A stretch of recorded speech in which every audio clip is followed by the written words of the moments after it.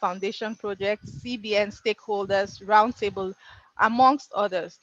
Her exceptional relationship management skill led her to successfully secure and lead the Women's World Banking Women Market Research fully funded by the Bill and Melinda Gates Foundation. A major highlight of Ibikun's passion for socioeconomic development was championing the launch of the Bloom Network. She's also had achievements that culminated in the bank winning the prestigious 2017 CBN Sustainability Award for Women in Banking.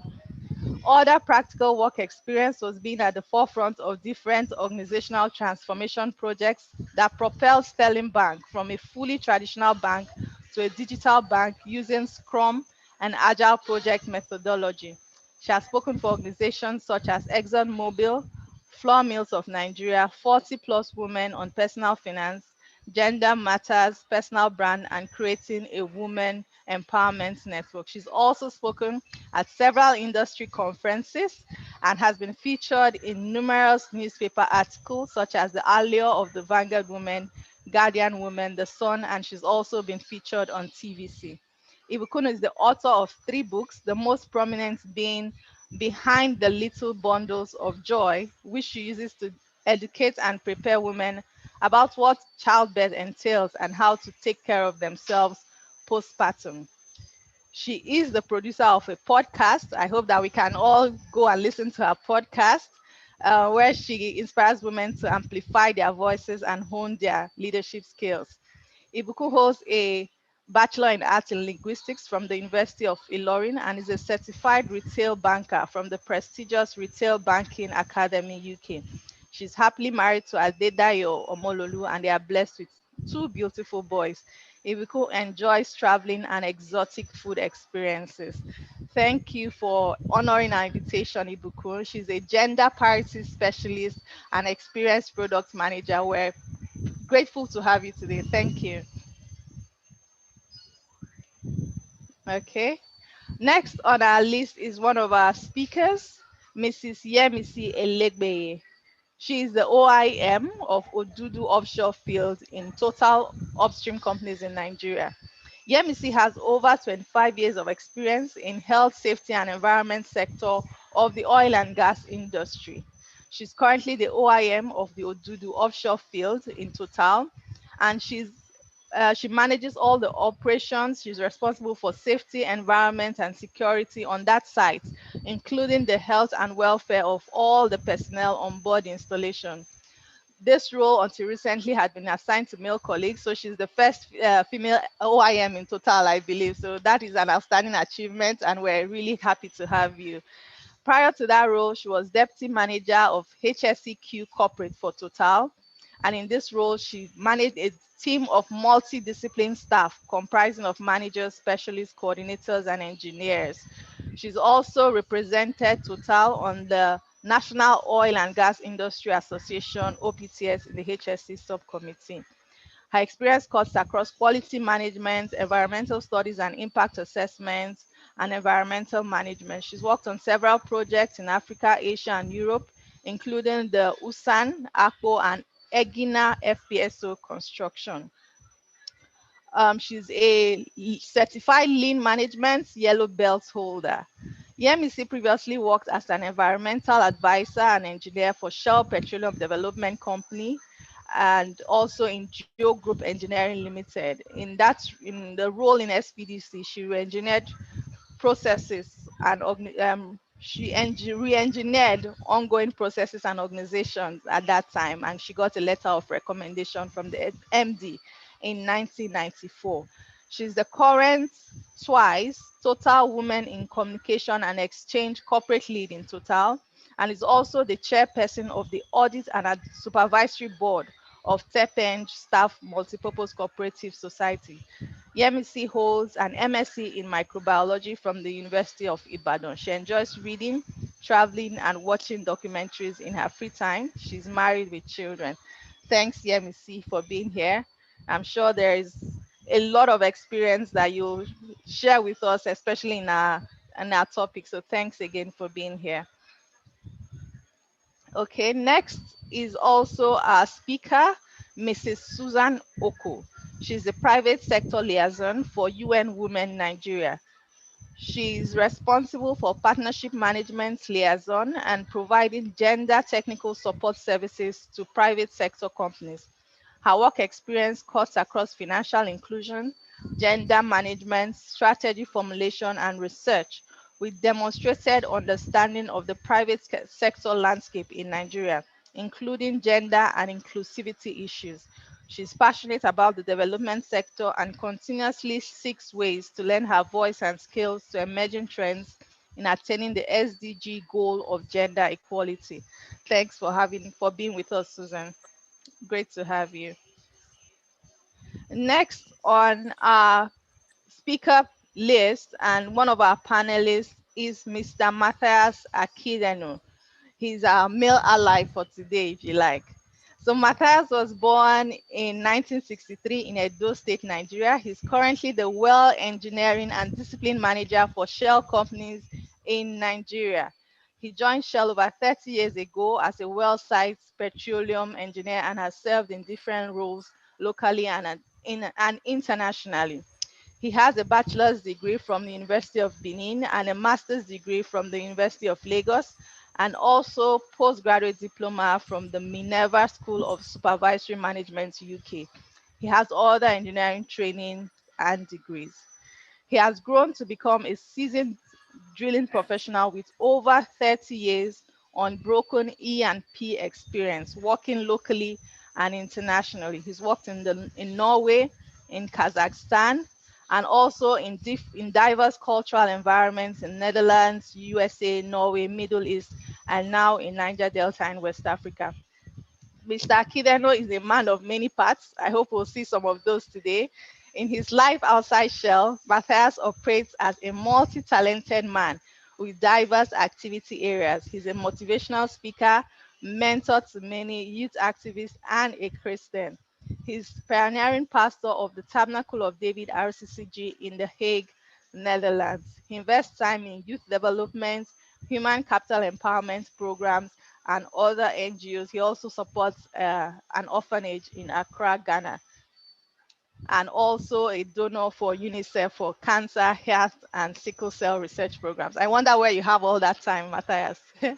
In the last 7 years, he has hosted 5 annual camp meetings in Netherlands where issues of contemporary concern to faith, women, youth, and young adults are discussed. He's also involved in youth empowerment and empowerment programs here in Nigeria.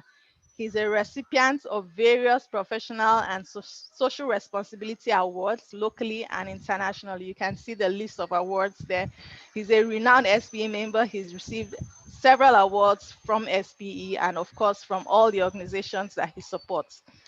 Matthias is the author of various secular and professional papers and publications. He's an opinion leader on contemporary issues and also a motivational speaker. He's married to Pastor Mrs. Hilda Akidenu, an EU certified toxicologist and a pastor, and they are both blessed with 3 children.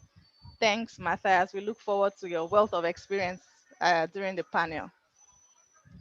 Okay, next on our panel is Patricia Fidel. Patricia has been so gracious to join our session today without hesitation, so we thank you for being here. She's the director at PF Consulting, and she is the LATAM and Caribbean region, or she was the LATAM and Caribbean region Women in Energy leader from 2017 to 2020. She's a mechanical engineer who graduated from the National Technological University and specialized in oil and gas production at University of Buenos Aires, Argentina. She has more than 25 years experience in the oil and gas industry, from drilling and completion operations to operational risk and process safety management in offshore and onshore facilities. At present, she's a director at her own consulting firm, PF Consulting, dedicated to operational risk management, crisis management, and operational continuity management. She's an active SPE member in the SPE Argentine section since 30 years ago, and she's been actively working as the Women in Energy Committee leader and WIN committees for student chapters. Thank you, Patricia, for being here. Such wealth of experience, and also stepping out on your own and being a director in your own firm. So we look forward to hearing more of that.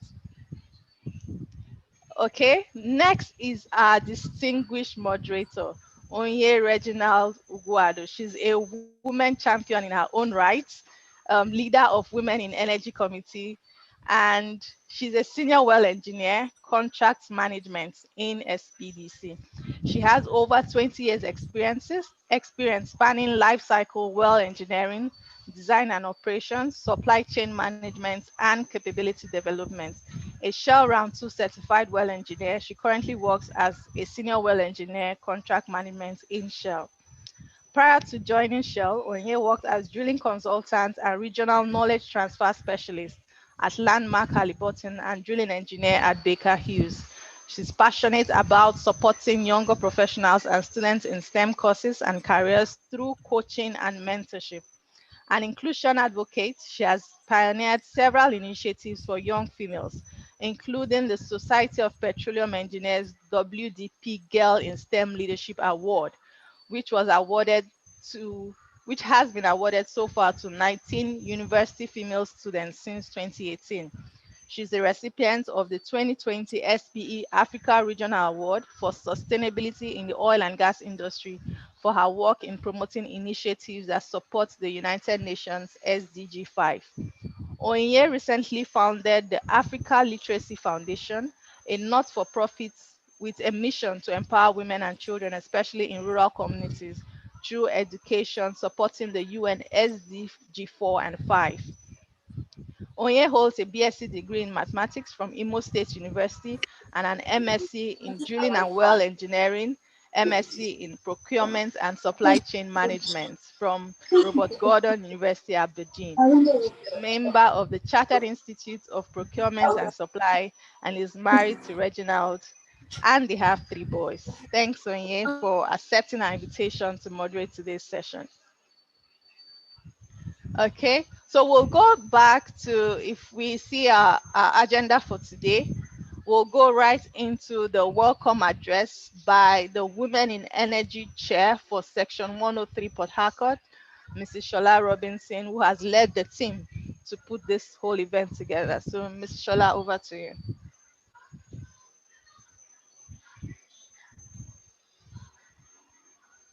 We can't hear you, please, if you're speaking. We can't hear you. You need to unmute. Okay. Okay, so good day, everyone. I initially said good evening, so I said it's supposed to be good day because we have some international attendees tonight. So I have the singular honor to welcome you all to this event. My name is Mrs. Shola Robinson. I'm the Women in Energy Chair for SP Section 103 as introduced. We are gathered here today in this leadership summit celebrating the International Women's Day. As we know, it's a day set aside globally, celebrating the social, economic, cultural, and political achievements of women. The day also marks a call to action for accelerating women's equality. The campaign theme this year is Choose to Challenge. We are told that we have the responsibility to choose to challenge inequality, call out bias, question stereotypes, and address all forms of gender inequity, because a challenged world is an alert world, and from challenges comes change. So we decided to challenge gender inequality in leadership in these trying times. So this brought about the theme of this event, Women in Leadership, Achieving an Equal Future in a COVID-19 World. There has been some progress on diversity over the years, but I tell you, we're still being excluded. The women are still being excluded. Like someone defined diversity is being invited to the party, inclusion is being asked to dance. So we've finally been able to get past the bouncers. Yeah, but we want to dance. We've gotten into the party, but we want to dance. Certainly we deserve it. We deserve the inclusion. We want to be part of the decision making. We want our contributions, presence, and perspectives in every group to be valued and integrated into the environment. We want our perspectives to be valued and carry authority and influence. Certainly, the future is better with women at the table. There are other topics of equal importance that will be discussed this evening. We have brought together seasoned and highly respected professionals to speak to us. Ella, already mentioned their names and read out their citations. So I'm sure you know that we have very good professionals, coming on board tonight to speak to us. We also have other activities of interest that will be coming up. For example, the winner of the Choose to Challenge photo contest will be announced tonight.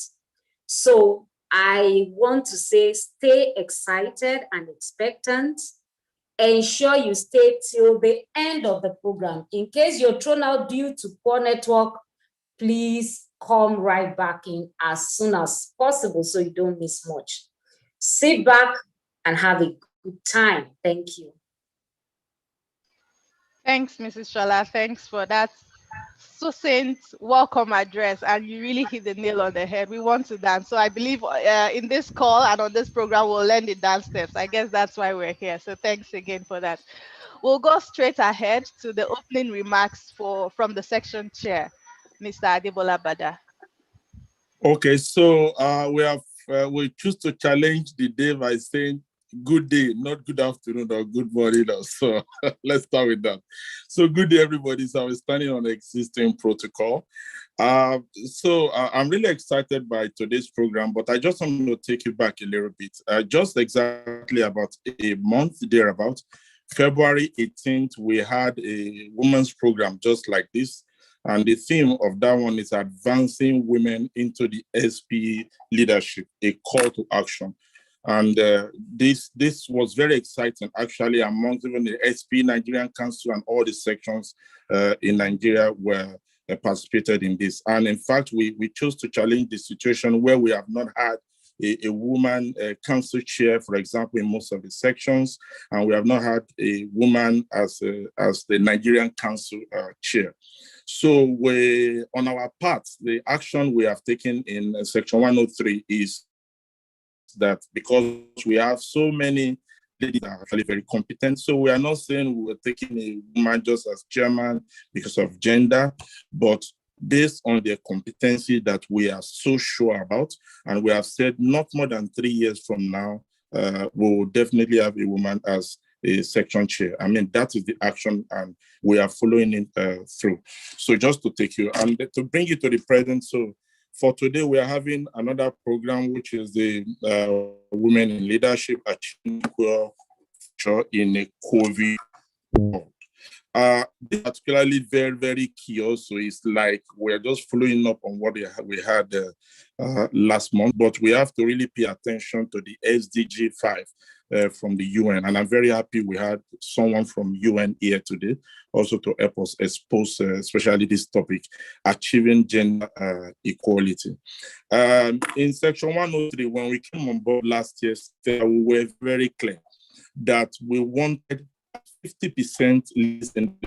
Normally in our board is by voting, and we did everything to promote most of the ladies that are doing very, very excellently. We don't just want them in those committees. We want them to be heads leading most of the committees. And we had, at the end of the election, we had in September, we had 40% of the board, which is very unprecedented. And I'm very, very excited and happy about this. And I've been talking about this almost since last September, but just not about talking alone. I have seen also what our ladies have been doing. More than 50% of our programs in Section 103 since last year, September, is actually women's program, sincerely. And these are very, very exciting, knowledgeable programs that we've been having. So imagine when we now have the lady as a secretary, can really expect very much than what we are doing. I mean, I'm very sure of that. So we just, I know this around the time we're having International Women's Day, But also just on Sunday, last Sunday, we have the Mothering Sunday. We'll be having in May in several countries. We'll be having Mother's Day. I know we have a lot about, we are talking about women, but I think we really need to focus on the actions. So especially as what we're trying to do in Section 103. And I'm very sure this is what we'll be putting to action, not just words. Let's hit the nail on the head. Let's say what is the issue. Let's debottleneck the issues, and let's put the solution to the table. I think that's the most important. Also, I would like just to mention about our students. Various of them are also in the program now. We have a program where we have ladies that are having more than 4-point CPGA each year. I think it started for the past 4 years thereabout, and we've been supporting them in STEM. We've been supporting, mentoring them by especially most of our senior ladies in Section 103. This is one of the programs we want to continue in this kind of program so that we will have competent ladies for the section and also for the Nigerian Council and SPE generally also in the future. And then we also have our YPs, young professionals also that we are supporting in most of the committees on the young professionals level. We have ladies also that are chairs. In fact, the young professionals workshop we'll be having anytime very soon is also being led by a lady. This is a way in which we are trying to transfer and to give support to our women in Section 103 Port-Harcourt. And of course, for our professional ladies also, we'll do everything possible to be behind them. And one of the actions also that we talked about in the last month's program is that we should know it's a societal issue. It's not the men issue. And that's why we have some men now, we call ourselves E for she's, trying to support as much as possible our ladies' welfare and our ladies' support to ensure gender equality. So I think I would not like to speak too much because this is a topic that is very dear to me. I would like us to just try and listen to very experienced speakers, panelists. The team have been working so hard in the last few weeks, in fact, on this, and I'm very sure there will be no disappointment in this. Let's try as much as possible to mute our microphone and let's listen, enjoy. And please don't forget, if you have questions, just put a Q in the chat box. Put a Q and then you write your question. If it's a comment, you just put a C in front and then you put your comments. It's easier for our team to quickly get the questions for the panelists as soon as it comes so that we can leave here on time. So thank you very much. I wish everyone a good listening to this.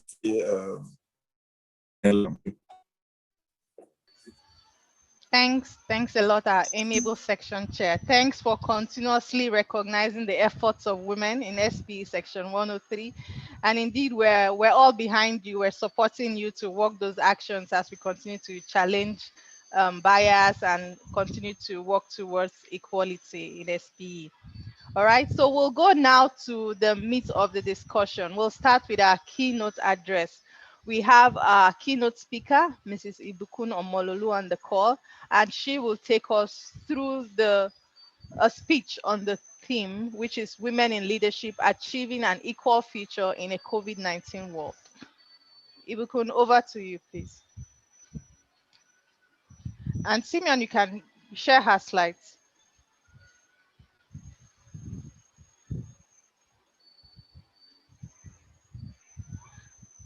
You're on mute, please.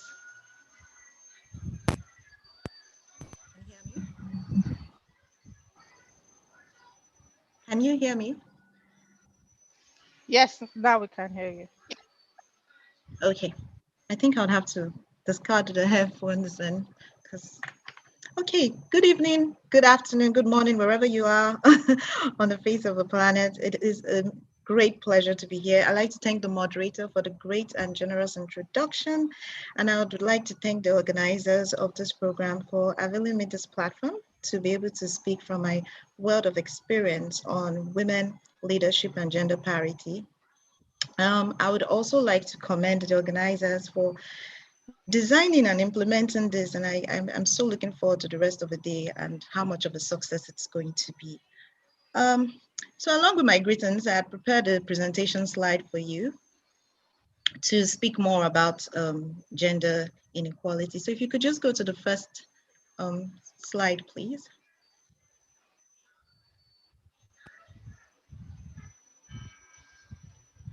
Please confirm you can see this Yes, I slide. can Okay, see. so we're okay. This is the first slide.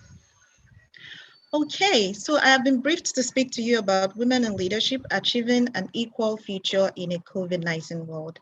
And this is a topic that is really dear to my heart because I'm a fierce advocate of women. And I will try and do justice by building a context, starting with a background and taking you to some of the sustainable ideas I think we can have today. And I'll try to do that as fast as possible. So can we go to the next slide, please? So women inequality is a big barrier to human development. And to give you a clear context of this, historically, about a century ago, women were precluded from any form of socio-economic activities. And so women could not open a bank account. Women could not own properties. Women could not work in a civil or legal service jobs, which were predominantly the major jobs available. So you might ask, what exactly were women allowed to do? They were allowed to raise children, if I'm permitted to say the other room things, a bit of domestic work and a lot of farming, but really didn't have the agency for themselves. And in my opinion, it was like a complete waste of opportunity, talent, and resources.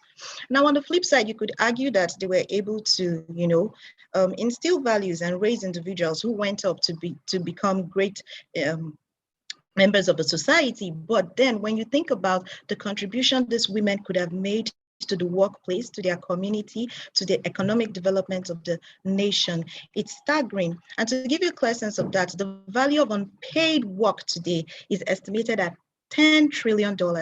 So these women were really not given any form of agency, and agency by the World Bank terms is really the ability to be able to take some decision over your mobility, over your finance, and over your health. But good enough, they started to ask questions. Women started to get more aware of themselves and started to ask, why am I segregated? Why are we marginalized from being able to vote, from having education, from being able to work in the formal sectors? And so there was a clamoring. Can we go to the next slide, please?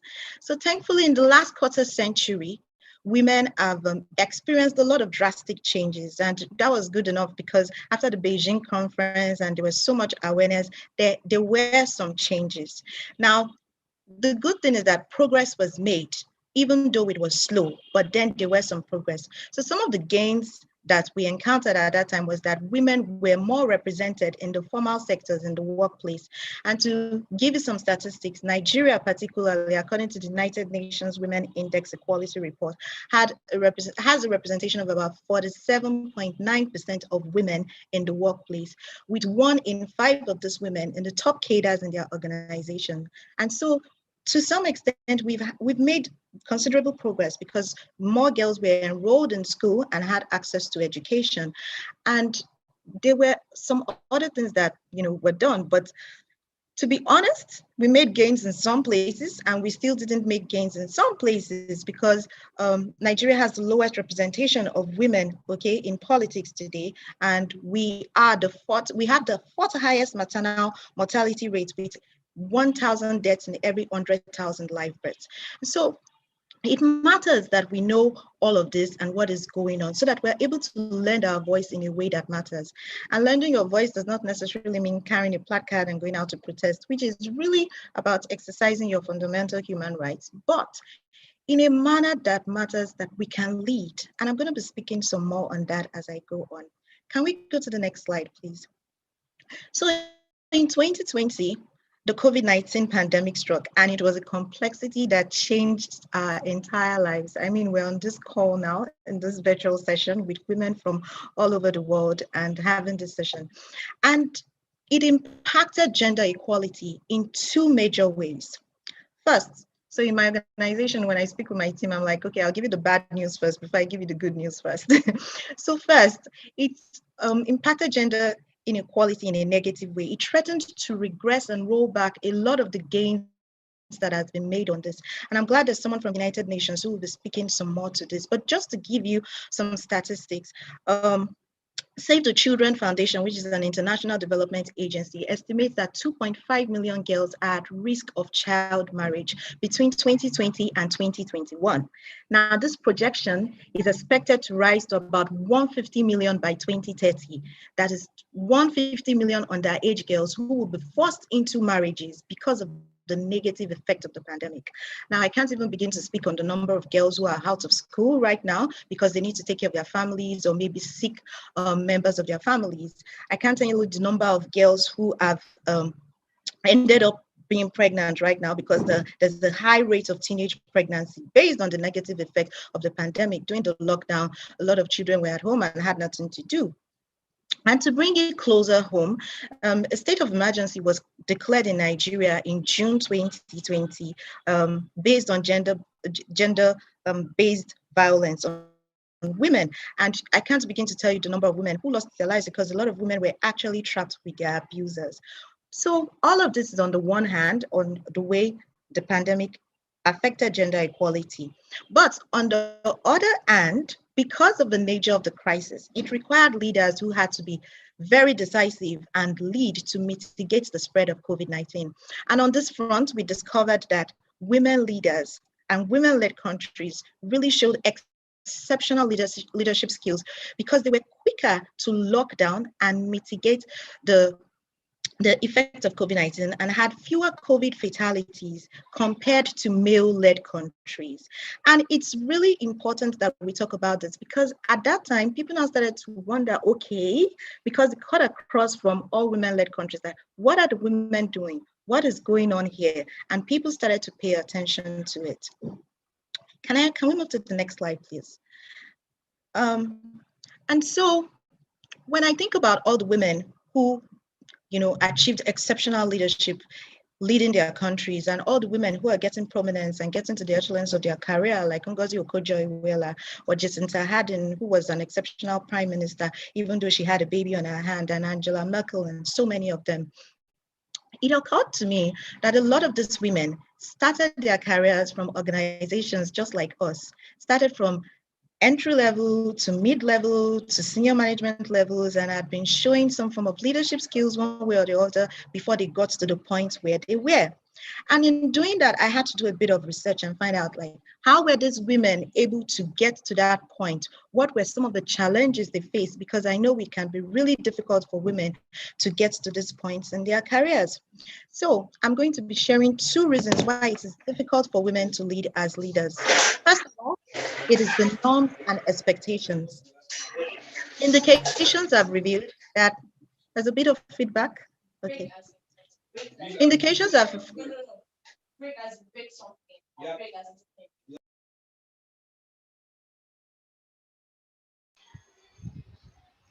Please go ahead. She's been muted.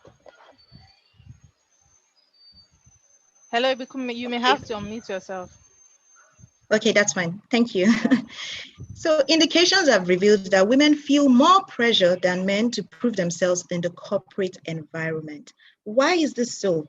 Because the industry has been largely built by men. It is a male-dominated industry. And so everything that has to do with how we behave, how we look, and how we lead has really been handed down to us by men. And think about it. Everything we know about leadership as is, until maybe recent times, has been from American and European men. It has been largely men who have been teaching us about leadership. And so it's difficult when they hand us norms and expectations of how they feel we should behave in the workplace, which might not necessarily fit with the way we're built. And I'm going to be sharing a whole lot more on behavioral science, because I do a lot of behavioral science research to do products and to understand women. So this is particularly one reason why it has been difficult for women to lead. Can we go to the next slide? The next reason is that as women leaders, it can be really tricky for us with all the demands competing for our attention. So we're daughters, we're wives, we're mothers, we're siblings, sister, sisters, and it's the same for the men, their husbands, their fathers, their sons, and all of that. And we all have these coexisting identities. But for the men, their coexisting identities is done in such a way that they can do it alternatively. So you can be a father now, and then you move to the boardroom and you're the boardroom mogul, and then you move to the golf course and you're spending time with friends. But with us as women, it's so difficult to move and alternate these roles alternatively. It has to be done simultaneously. So, and I can imagine the number of women who are on this call, who maybe you were in the boardroom and then you've received a call that some child somewhere is in the hospital, or something has gone wrong at home, or something, one thing after another. And it can be really difficult for us to cope with reconciling all of these rules, particularly when you're starting a family. It gets better as the children grow older and you have more support structures that are in place. But particularly when women are starting their families, it can be really, really difficult, because when you're taking on assignments or you're taking on projects, there's one child, there's one husband, there's one mother or brother or sister at the back of your mind in taking up that assignment that has to inform that decision, and you're really wondering about it. So let's move on to the next slide. And so these are some of the reasons why it is really difficult for women to lead. But good enough, we found out that women have exceptional leadership skills. Regardless of everything they've met with, they try to do things in a different way. And we found out that women have their own leadership styles. Now, I realize I'm treading on dangerous grounds here, because I am not saying that women's leadership styles are more superior or inferior to men, or that the men's leadership styles are inferior. What I am stating is that women have a leadership style that is peculiar to them. And I have seen that when women are able to be represented, when you have equal representation of men and women in places, the outcomes are tremendous, because they're able to bring in greater contribution. They're going to bring in different perspectives. So it's not about having the women rule alone, because let me tell you, all this clamoring for women representation, if we clamor so much for women to be represented and they get to these positions and they are not achieving their results, they're not meeting the bottom line, it would all amount to nothing. We would be disadvantaged at the end of the day when we clamor so much for them to be there and they are still not meeting the business requirements or achieving the business objectives of the organization.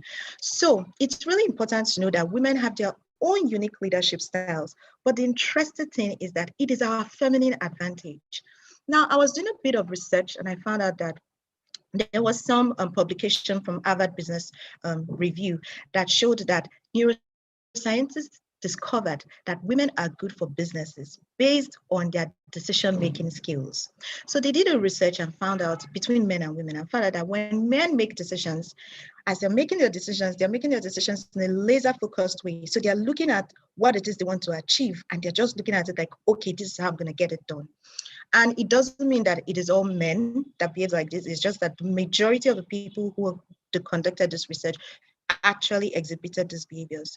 But when it came to the women, they weren't laser focused. Their focus was more radar-like. They were taking up signals in the room. They were taking up cues in the room. They were looking at body languages. They were looking at what was said and what was not said. And they were paying attention to context to be able to make the right decisions.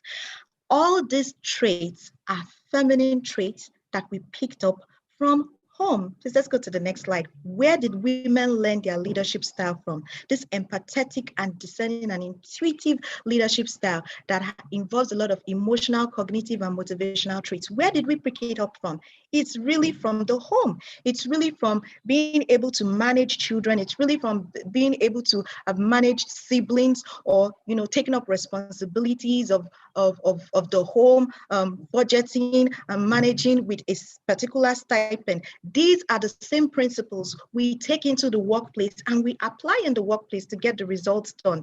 And if I may be allowed to say, you've probably had to manage some form of stipends one time or the other, either in school or either at home, to manage groceries and a lot of things. And then you get on a project and they tell you, oh, the budget for this project is 10,000. And you're like, it's not going to work. It doesn't, that is what the company can afford right now. But you bring in those skills because you've harness those skills from being at the home, and you bring it in and you actually achieve that project with those funds. You've dealt with children, and I have an 8-year-old who is always trying to negotiate bedtime with me and comes from different direction, and I have to be like 2 steps ahead of him to like, okay, where is he going to come from now, you know? And you're arguing, and you know, you're intelligently persuading him, and you know, trying to understand his thoughts, and you know, let him know you have to go to bedtime, you have to go to bed at this time. And it's the same thing when you're leading team members, because it is really all about interpersonal skills and how to manage people and how to bring your best, how you can convince them to influence and do things for you. And it's so important that we realize that these are feminine giftings, from the way you smile to the way you use your charisma to the way you achieve results. People are looking at you and they're getting inspired because you're a woman. Because from time immemorial, women have led on the home front and have done a fabulous job on it, but then get into the workplace and then recede or put all those skills that they've learned from home, and it's just dormant and they do not want to bring it to fore. But I'm telling you, ladies, these are the skills that are required in the State House of Assembly. These are the skills that are required. These are the skills Ngozi Okonjo-Iweala is going to use to negotiate at the World Trade Organization. And it is just so important that you embrace your feminine giftings. And please, I'm not saying you should get into the boardrooms and be emotional because we still have to achieve those results, but embrace those feminine giftings and take it on and lead as much as you can. Please, can we go to the next slide? I hope I'm still on time. So what can we do to achieve equality? And these are just a few points that I try to capture because there's so much we can do. But I have realized that the change, majority of the change has to be pushed really by the private sector companies, because we have an overrepresentation of women in the informal sector, women who in their own regard do not understand how to define leadership for themselves. So for the pepper seller or for the farmer in Zamfara, in Kaduna, in Kano, who is a woman who doesn't understand exactly our place in the role of feeding the nation, it's difficult for them to understand and define leadership for themselves per se. So the private sector has a lot to do. And the first thing would be women-centric policies.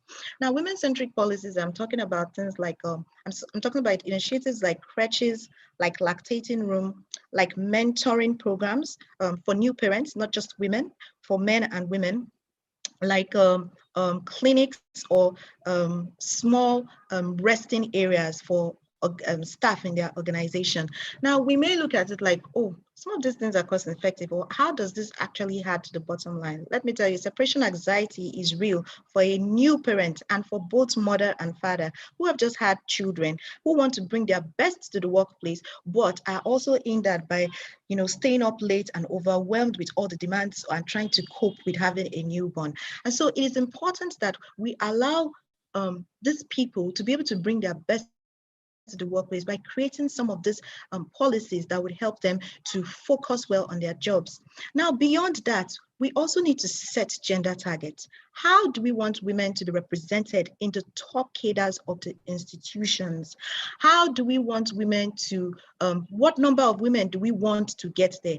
How are women factored into the succession planning of the organization? Because it's not just about having all these nice policies. How are you retaining women? How are they seeing their career trajectory and how it's going? Because you can provide all the nice initiatives, but if they don't see their career trajectory, they won't stay. They would still leave.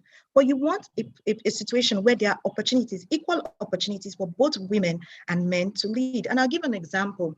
When I was in Sterling Bank, and this is one of my biggest achievements I'm so proud of when I was in Sterling Bank, we found out that when we were recruiting individuals, employees into the organization, the women outnumber the men. So you could have like maybe 1,500 women, and then the men are 1,000. And then we get to middle management, and you see like maybe 500 women and then 800 men. And then we get to senior management, and you see the numbers are dwindling some more. You see like 50 women, and then you see 300 women. You're like, what is going on here? Where are all the women going to?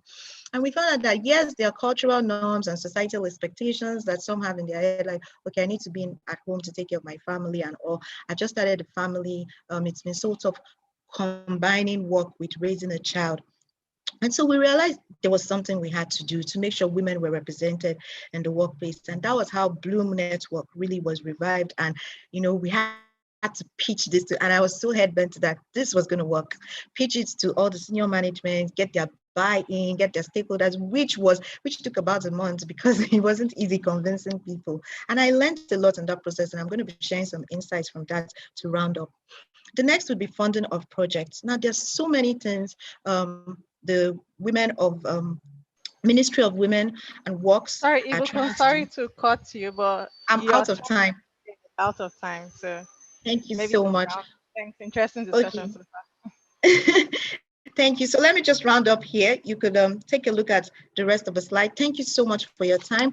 Thank you for having me here, and thank you for the organizers. I commend you for the work you have done. I am super grateful and thankful that I was here to share this insight.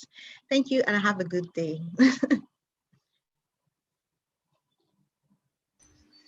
Thank you so much. A lot of takeaways, but I'll leave that to Onye, the moderator, to summarize and then go ahead with the rest of the program. Thank you, Ella, and thank you. Can you hear me? Confirm, please. Yes, we can. Okay, good evening, everyone. Thank you, Mbuku, for this very insightful presentation. It was very, very, very deep and vast. One thing I just picked before we go to the next session is, you mentioned two things that really get in the way of women achieving leadership very quickly, and those were the norm and expectation and achieving balance. And these are very, very key things that must be in our minds, such that we will work to manage them. We cannot throw them away. That's who we are, part of who we are, and then go. But the one I want to bring out is what sometimes people use even against women, and that is empathy. And more than ever before, this time, the pandemic season, it has shown that empathy is one key skill of leadership that is most needed to thrive at this time. So Ibuku has told us that is something very important, that we should embrace it and we should use it at every level. Thank you very much, Ibuku. And very quickly, we'll go to our next speaker, who is going to give us insight into an area where most women dread. Most people dread it, but generally women would say, I don't want politics in the workplace and all that. But it's a necessary aspect of our lives, in the society, at home, at religious organizations, and everywhere we find ourselves, even at home. So Yemisi Elebele will be speaking on developing political savvy. Hard work and talent are not enough. Join me to welcome Yemisi to the virtual LinkedIn. Yemisi, good to have you. Over to you. Yes, thank you. Can you hear me, please? Yes. Okay, good. I can see you, yes, I hear you. All right. So let me start to say to the SPE section 103 Port-Harcourt, Nigeria, section BOT and directors, the section chairman, Mr. Bada, the board members, students, young professionals and members here, my fellow speakers, and then a shout out to my beautiful and bold total women present, and my respected male colleagues as well. Distinguished ladies and gentlemen, good evening and greetings. From Nigeria, good evening. I know that it's a global one now, so I say good day again to everyone.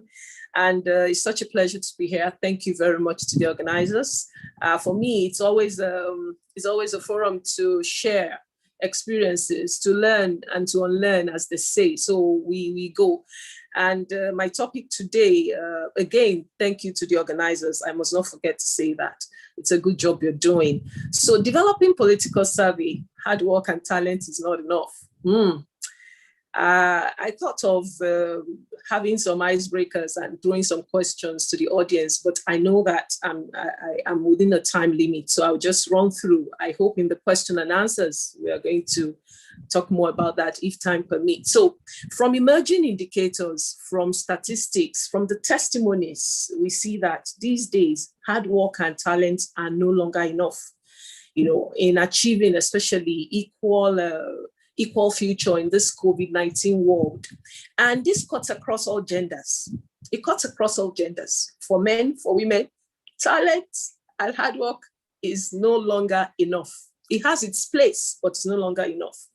And I'm zooming into the women. So the progress of women to leadership positions, like the first speaker has said, and even the moderator has said, is not as rapid across the public and the private institutions. And we're all aware, the Forbes publication, which is just a global one, to talk about 5.3%, can you imagine, of the Fortune 500 CEO positions, 5.3%. And then even in the Fortune 1000 is 5.4%, there are women positions. But it's going up. The awareness is increasing, all right? And there is a call for increased representation of women in executive roles. This is driven by, commercial stakeholders' expectations, and even to fulfill these sustainable development goals. So you have institutions, sectors of the economy, government organizations, they're making cases for gender parity. And then again, like I said, research has shown that there is a direct correlation between the number of women in leadership with leadership responsibilities and the overall company performance. And that is clear now. The COVID situation has actually favored us to see the reality and the things that, we can do. We see the countries where, we have the pandemic. So it's clear. However, with these preambles and taking it down to the topic, in every sector and in every organization, the branches, they have their unique set of rules, rules that dictate acceptable behaviors, rewarded actions, performance, their brand, norms and culture. Okay, here now in the oil and gas sector, you will agree with me that a Shell, somebody from SPDC, from ExxonMobil, from Total, we have a kind of a culture, norms, brand, of some sort, which is good in itself. I mean, I'm not placing one over the other, but just to emphasize that this exists. But in parallel, organizations also, they have unwritten rules that dictate acceptable and rewarded behaviors, actions, and performances. We have to know that. There are unwritten rules in parallel. A typical example, funny as it may be, long ago, maybe 10, 15 years ago, right? Yes, about 10, 15 years ago, my colleagues in Total would assent to that. Is the unwritten rule is that you can't close before your boss. You can't close before your boss. It's unwritten. Even at the global, even at the headquarters level, and like I said, 15 years ago, it no longer exists. But that time, it is unwritten. So I'm just using it to illustrate the fact that whether we know it, whether we don't, there are unwritten rules that dictate acceptable norms. And these rules, most often, they go beyond hard work and talent. I just mentioned that example to you about 15 years ago that we met in Total. So it goes beyond hard work and talent, and it takes awareness, observation of these unique workplace dynamics, to know how this culture, the unwritten culture or the written, has its potential to actually block women from rising to the top. Research has it that politically savvy people, they have better career prospects. They are seen as more promotable. They are less likely to have derailed careers. They simply get across to more information, to more opportunities, to connections, to resources. And naturally, men, they are intrinsically comfortable with this space. And they do so effectively. It's not that we don't have it. The last speaker also mentioned something about women traits. Okay, I will just talk about that a little bit. Now, but naturally, most women, they are comfortable in this space of being political savvy. And they manage their political savvy such that it's not even misconstrued. It's not seen as a cover for inadequate qualification. But women generally, on the other hand, we are more we tend to be more, we want to be correct, we want to tick the boxes, we find political savvy kind of manipulative. We find it kind of dirty, not straightforward. Oh, it's not ourselves, we can't be ourselves. And we try to avoid it. But the truth is that while the term politics, being political savvy can somehow elicit some negative perceptions, but it still has positive aspect to it. And politics or being political savvy in itself is not a bad thing. It's not a bad thing. And a lot of employees, lament the fact that, well, office politics is well known, workplace politics is well known, so they have to get in to get ahead. And they question the ethics of the behavior that it makes them, like I said before, makes them behave in a way that is not authentic, manipulative, and unethical. And again, in some other palace, some other would embrace it, as, okay, it's unnecessary evil. If you can't beat them, you join them. While others still refuse to play the game, But I wouldn't want to use the word game because it brings some kind of unseriousness to it. But well, that's the way we say, okay, politics is a game. But again, there's an aspect to it which we'll see later on. So the irony is that those who have the best political skills are those who appear, like I said, not to have it at all. They are so good because they mastered it so well, we don't notice. We just see them as, oh, very good, influencers, they get along well. We do not notice. We believe that that is their nature, both men and women now, but most commonly with men. And then we believe that, yes, they're just good, they just get on with people. But this actually is what being political savvy is all about. The people that are political savvy in the workplace, they don't make us feel used or manipulated, and they still get ahead. So what I'm saying is that behaviors that are genuine, behaviors that are authentic and straightforward and effective are also associated with political savvy. It's not all negative. And in these days, employees that are not politically skilled or that are not, to some extent, politically savvy, they come off as aggressive, self-imposing, self-serving, not cooperative, So we need a right mix and a right balance of attitude, of approach, and this is expedient. Now, I want to define political savvy using the definition of the Center for Creative Leadership in the US. And it simply states that it defines political savvy as the ability to maximize and leverage relationships to achieve organizational, team, and individual goals. Ability to maximize and leverage relationships to achieve organizational, team, and individual goals. So the leaders or women with political savvy can use their political skills to successfully meet their organization's leadership challenges and to improve performance and productivity of their teams and to get ahead in their career.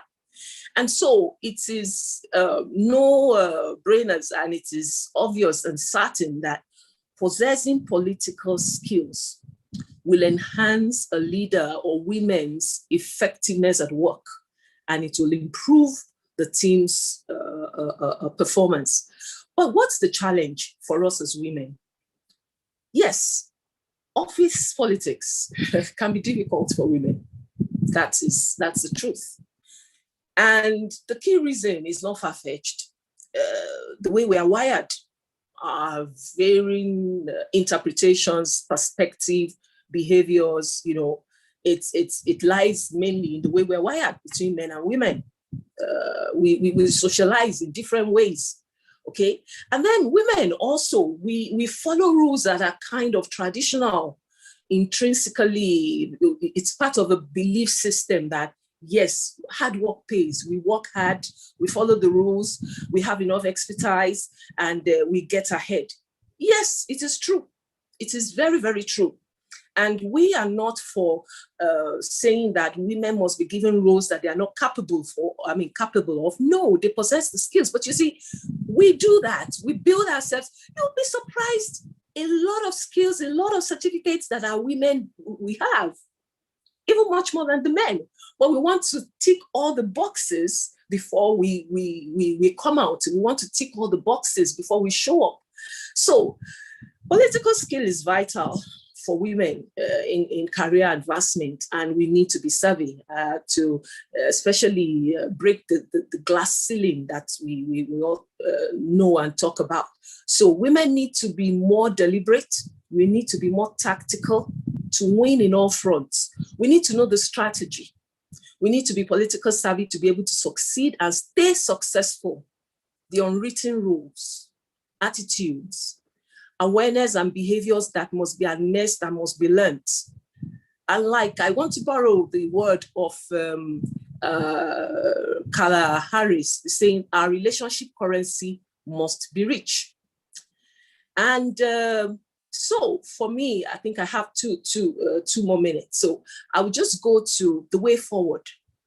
First, it is important that we as women, we overcome the lack of political skills. We should accept that politics in the workplace is natural, is neutral, and is a neutral part of work life. It's neither good or bad. And the skill, it's when you harness and sharpen your women's persuasive skills, your negotiative skills, your intuitive skills. And also, that is on the part of the women. Then organizations also, they need to develop effective customized programs to help women. Now, in developing individual skills to become political savvy, we'll talk about our emotional intelligence, being sensitive to others. You have to build self-awareness. We as women don't take it personal all the time. You have to practice interpersonal influence. You have to improve your network availability. We always talk about this network. That is another topic on its own, but it's part of being political savvy. You have to listen carefully, think before speaking or acting, manage your bosses, manage your hierarchy, inspire trust, follow through with what you say, integrity, develop your communication skills. And also for organizations to create mentorship programs, specific coaching and teaching programs, supporting the inclusion of women, and also carrying the men along. So in conclusion, I would say that in line with the International Women's Day, Choose to Challenge, I want to say that I come to you today as women that I choose to challenge women to get out of their comfort zones, to get into the playing field, to enrich your relationship currency, to build on your competence and be intentional to challenge the belief that women are their own worst enemies, that women cannot work together. I challenge women to support each other. I choose to challenge women, mothers, to raise boys, to raise young adult men, to respect women. And I choose to also challenge organizations, especially international organizations. I choose to challenge society, to take on the critical role of leveraging women through innovation, inclusiveness approaches, and to do more. So thank you. I'm going to stop here because I don't want to be stopped. All right. Thank you very much. That will be all from me for now. Wow. Thank you very much, Yemisi. That was fantastic. And it was very clear and succinct. And, one thing that came to me very quickly was that you said acceptable behavior, unwritten rules that reward actions or behavior. And you also mentioned that men are intrinsically comfortable in this space, right? And sometimes we know all this, but we hold back. And you have just chosen to challenge us, and you've reeled down all the things you've chosen to challenge us. And I trust that everyone in this call, especially the women, have picked those points, and then we'll begin to work one-on-one and choosing to challenge them in ourselves so that we can be better versions of ourselves and really get to that leadership level that we want, which indeed you have told us that we have all that it takes to get there. Thank you very much once again for that perspective on this important topic. Thank you again for having me. Thank you. Yes. So I will, call on Dorcas Etim right now to do a 5 minutes icebreaker session. Dorcas, are you there? Over to you. Yes, ma'am, I'm here. Good evening, everybody. We're all welcome to Leadership Summit for Women. All right, so we're going to have some questions. Simeon, will the raffle draw round work? Okay, thank you. Simeon is sharing his slide. All right. So we have 5 simple questions, and each of our winners are going to go home with a prize. So I'm going to ask the question. The first person that has the answer, or the answer, you just unmute your mic, and the first person to say it is the winner. Okay. If you think you can type faster, that's still fine by me or by us. But I think a voice system will be much more effective and faster. All right, so we go to our first question. We'll be displaying the question so everybody can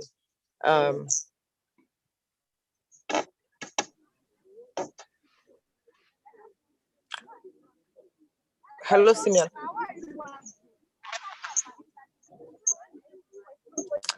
All right, so this is our first question. It says, she invented the windshield wiper in 1903. So women have been making great inventions and leadership positions and taking on engineering and science and all that. It didn't start today, as far back as 1903. So this lady, she invented the windshield wiper in 1903, years before even Henry Ford industrialized automobile production. Who is this amazing lady? Hi, good evening, everyone. Good evening. Okay, so my name is Gloria, and I was invited by someone in the society, the SPE society. She's Ima Bong. I'm an occupational health specialist. I work for Chevron, and I'm glad to be part of this conference. So the answer to that is Mary Anderson. Correct. Well done, ma'am. Thank you so much. She is very correct. That is Mary Anderson. Thank you. All right, so Simeon, let's move on to the next question. So Dorcas, you yes, already ma'am. have answers in the chat box, and I think people should just put answers in the chat box. The first answer we get in the chat box is the winner. Oh, okay. Okay, I thought a voice call would have been more effective. All right, so we'll do that then. So if we're going by that, then that means Sophia Anderson. Sophia Anderson. Sophia Honoha is the winner for that question. Dorcas, you have to give it to the person that answered, because that's also your instruction, then Exactly. plus Sophia. That to be fair. Then going forward, the first thing. Okay, all right. So, all right, so we still have our winner as, sorry, ma'am, your name again, I forgot, so that I can put it down. And then we'll just, from going onward, that means I have to keep my eye on the chat box then. All right. So Okay, going so thank on. you again. My name is Gloria. Gloria Ayodeji Pakbonda. Okay, thank you, ma'am. Gloria Ayodeji. Got that. All right, so question number 2.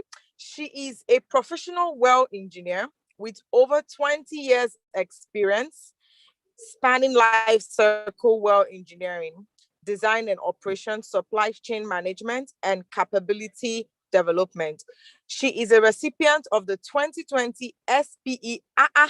People will not even allow me finish reading the question. Hey, this is serious, so we came prepared. Okay, I see Ioma Malisa Green has already provided the answer. Yes, it is Madam Onyinye Reginald. So if we were listening very attentively when they were reading her citations, these were exact text read. So thank you so much, Ioma Malisa. I'm going to take your name down as our winner for this next first. Please check. There is someone, and Ngozi Okonkwo answered okay, first. that's true. I'm seeing from Madam Ngozi Okonkwo answered first. Oh, sorry, Ioma. So yeah, Madam Ngozi Okonkwo answered first.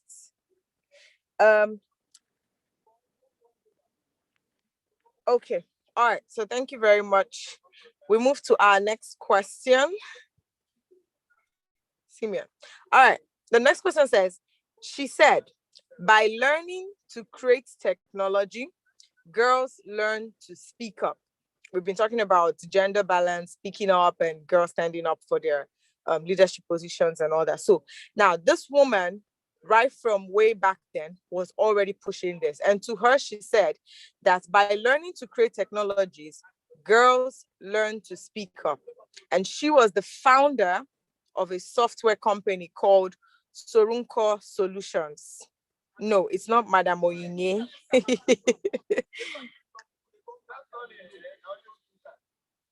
Okay, I see from Gloria Ayodeji, Regina Agiari. I actually thought we won't be able to get all these questions. So, and there I was thinking I was really asking a very difficult question. All right, Madam Gloria Ayodeji, again, we have you as our second time winner. All right, so Simeon, let's move to the next question, please. Sorry, Dorcas, I don't know how your rules are framed.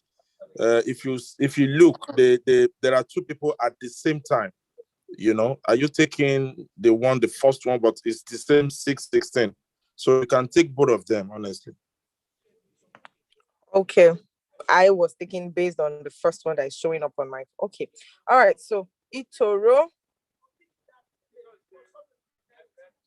Kofi, because I am not seeing the time exactly on my own screen. I'm just seeing the first comments that come up. All right, so the next question.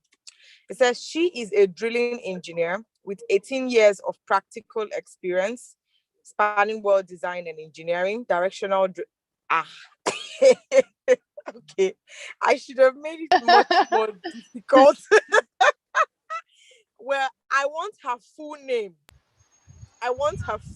Oh, yeah, exactly. Some people should not participate in this. Madam Oye cannot participate.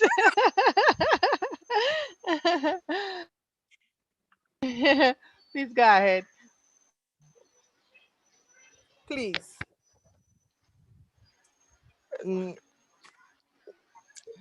Bright, you're providing me the exact same answer. I want her full name, please.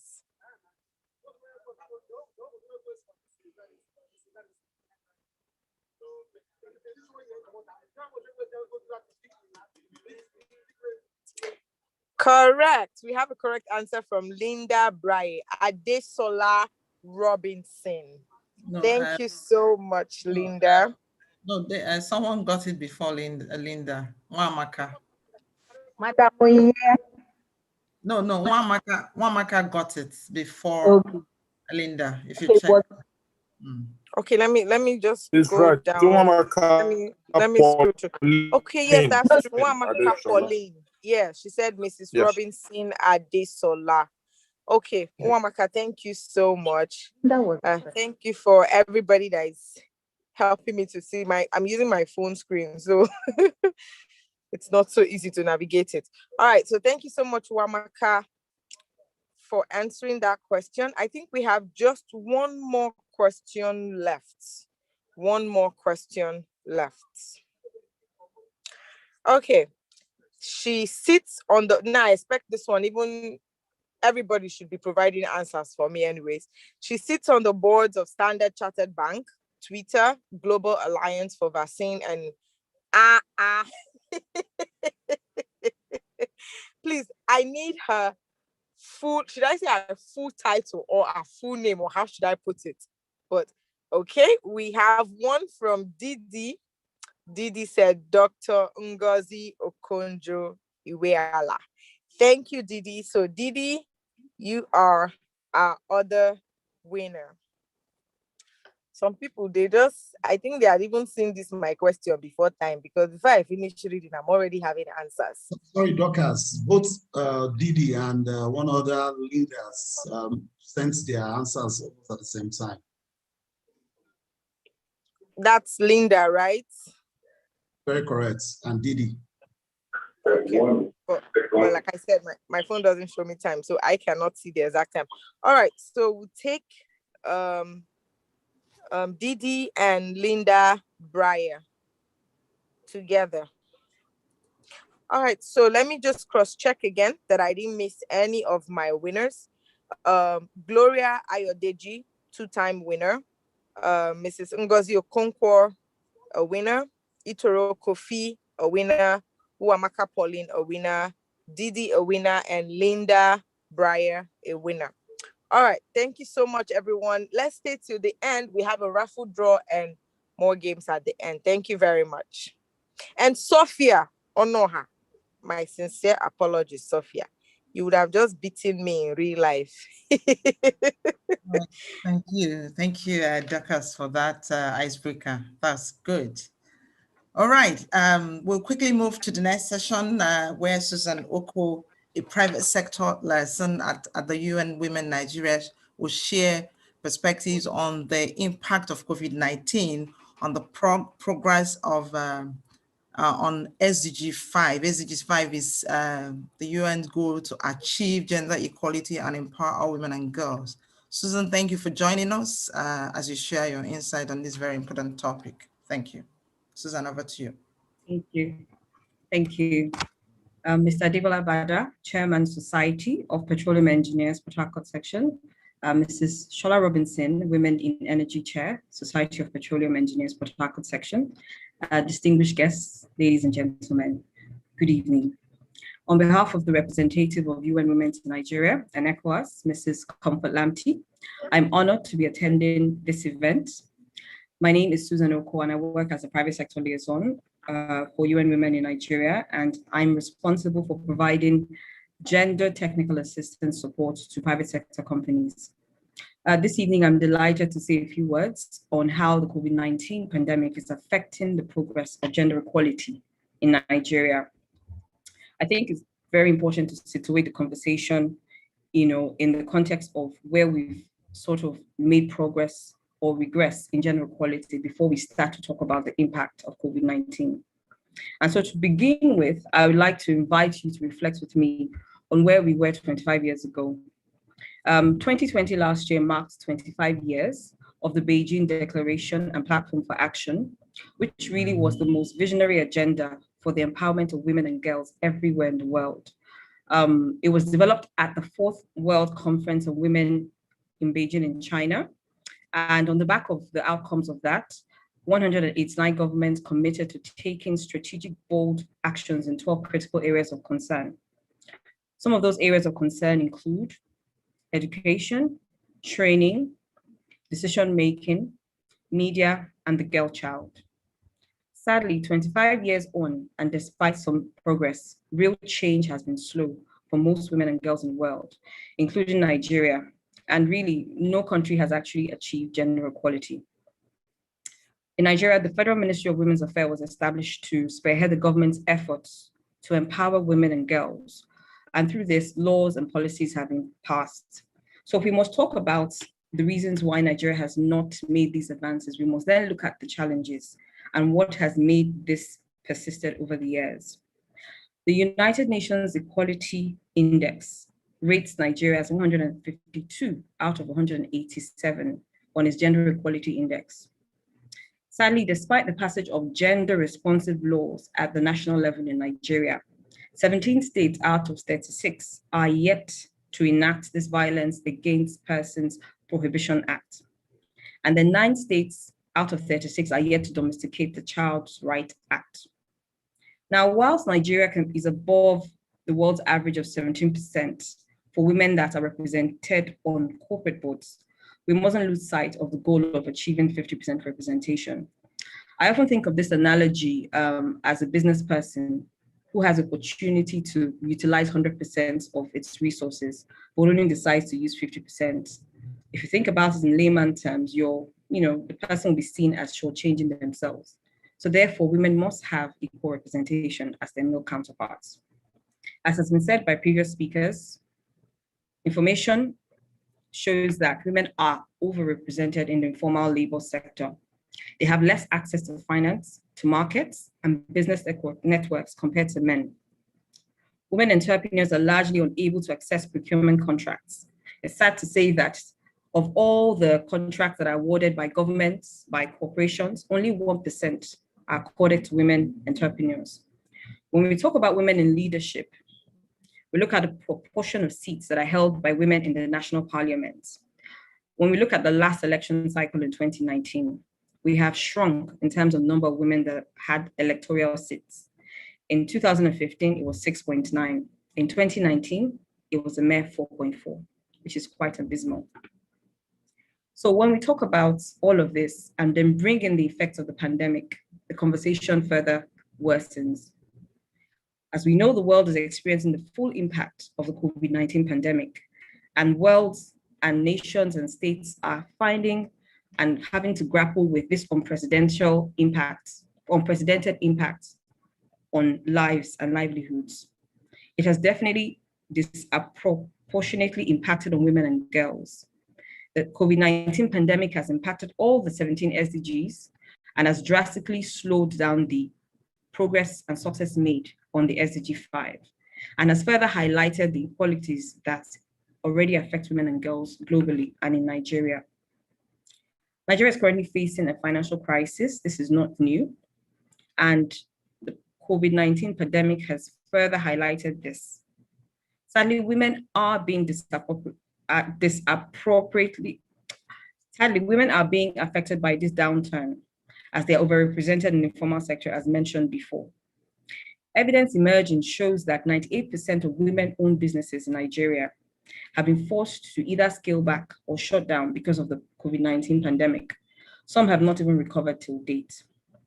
Then we talk about the shadow pandemic of the gender-based violence, which has brought its crisis of its own.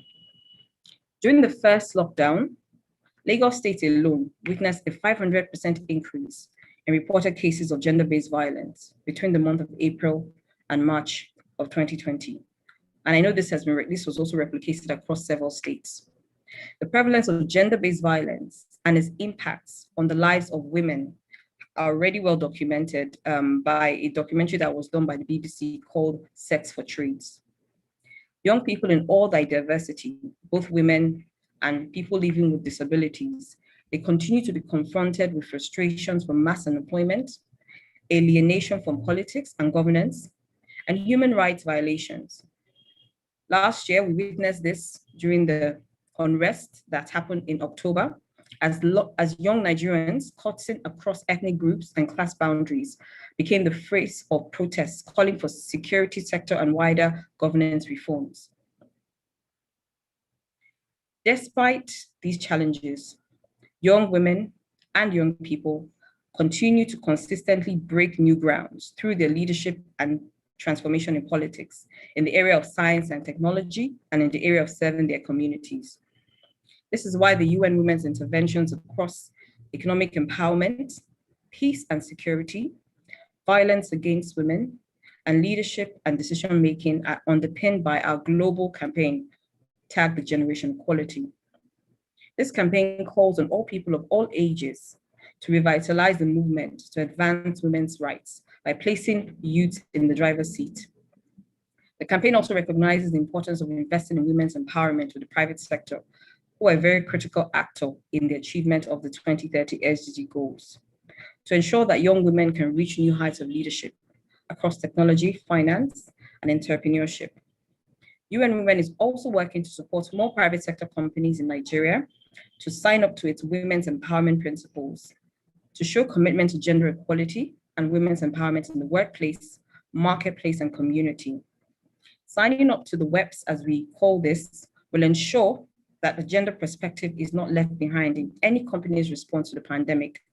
Therefore, we urge you to sign up to the website if you haven't already, and to demonstrate that your companies are driving gender equality. So how do we solve this problem? How do we build back better?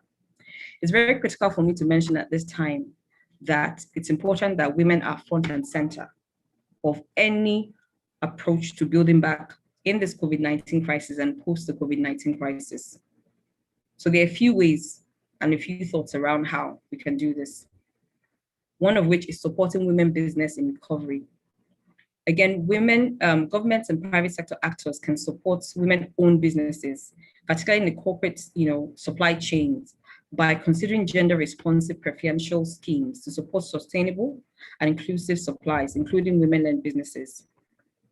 Private sector actors, they can make financing options more flexible and accessible for women-led businesses in their supply chains through giving favorable interest rates and making it easy for women to access finance in terms of some of the generic requests and standards that are usually put forward. It's really important because a lot of small businesses have suffered significant losses during this COVID-19 crisis. Of course, providing targeted trainings for women-owned businesses and supporting is very essential. It's also important that we talk about accounting for women's lost income and their social protection. The economic impact of the pandemic has affected low-income women and will continue to have a long-term effect. Thus, social protection for women is an important instrument in mitigating the COVID-19 implications. Of course, we talk about fiscal stimulus support packages. We advocate that this should have a gender lens in terms of its dissemination. We must also look after the healthcare sector in terms of providing reforms and supporting unpaid care for female healthcare workers. We know that onset of the pandemic has exposed the extent of the support for women in general. And then we then talk about women who are in healthcare, including unpaid care. And this continually undermines women's right to live optimally. For example, women healthcare service professionals who are working in the front lines to save lives have no respite. Since the world of work is changing, there needs to be cultural and policy shifts to ensure more men, he for she's, are taking up more responsibilities and supporting these caregivers. We must talk about centering gender-based violence in recovering efforts. Given the crisis of the gender-based violence that has already been, it was already manifesting before the pandemic, we've seen that it has further escalated. Governments and all actors must demonstrate their commitments to address gender-based violence through the laws and policies that they enact, including the private sector, in protecting women, in having policies and processes where the women are comfortable to speak up they're comfortable to speak up if they're not being, if they're not, well taken care of in the environment, or they feel threatened either by a male colleague or even, being bullied by other colleagues. There must be a mechanism where they can speak up and report these things without being marginalized or looked down upon. Private sector actors must invest in company policies, like I just said, that aim to prevent gender-based violence, and must take into consideration that simply because workplaces are closed, they're not exempt to provide a duty of care to all employees. In conclusion, I'll end by saying that whilst Nigerian women are breaking the glass ceilings on the world stage, we must make room for Nigerian women in leadership positions in government, in the private sector, and at national level. The theme of International Women's Day this year, Women in Leadership, Achieving an Equal Future in the COVID-19 World, certainly provides a critical opportunity to challenge the status quo and to galvanize efforts to change it. Thank you. Thank you, Suzanne Oko. That was brilliant, and showing us and helping us understand what those numbers are is very important to galvanizing change. And one thing I took from what you say is that women should be front and center to rebuild whatever we have lost during this period of the pandemic. Thank you very much again. Okay, now we are going into the next item, which is the panel session. And I am excited. I hope you are. So the panel session, I am excited. So I have on the panel a lot of experience in the room that we will be learning from. So delving right into this, I have the singular privilege of welcoming, a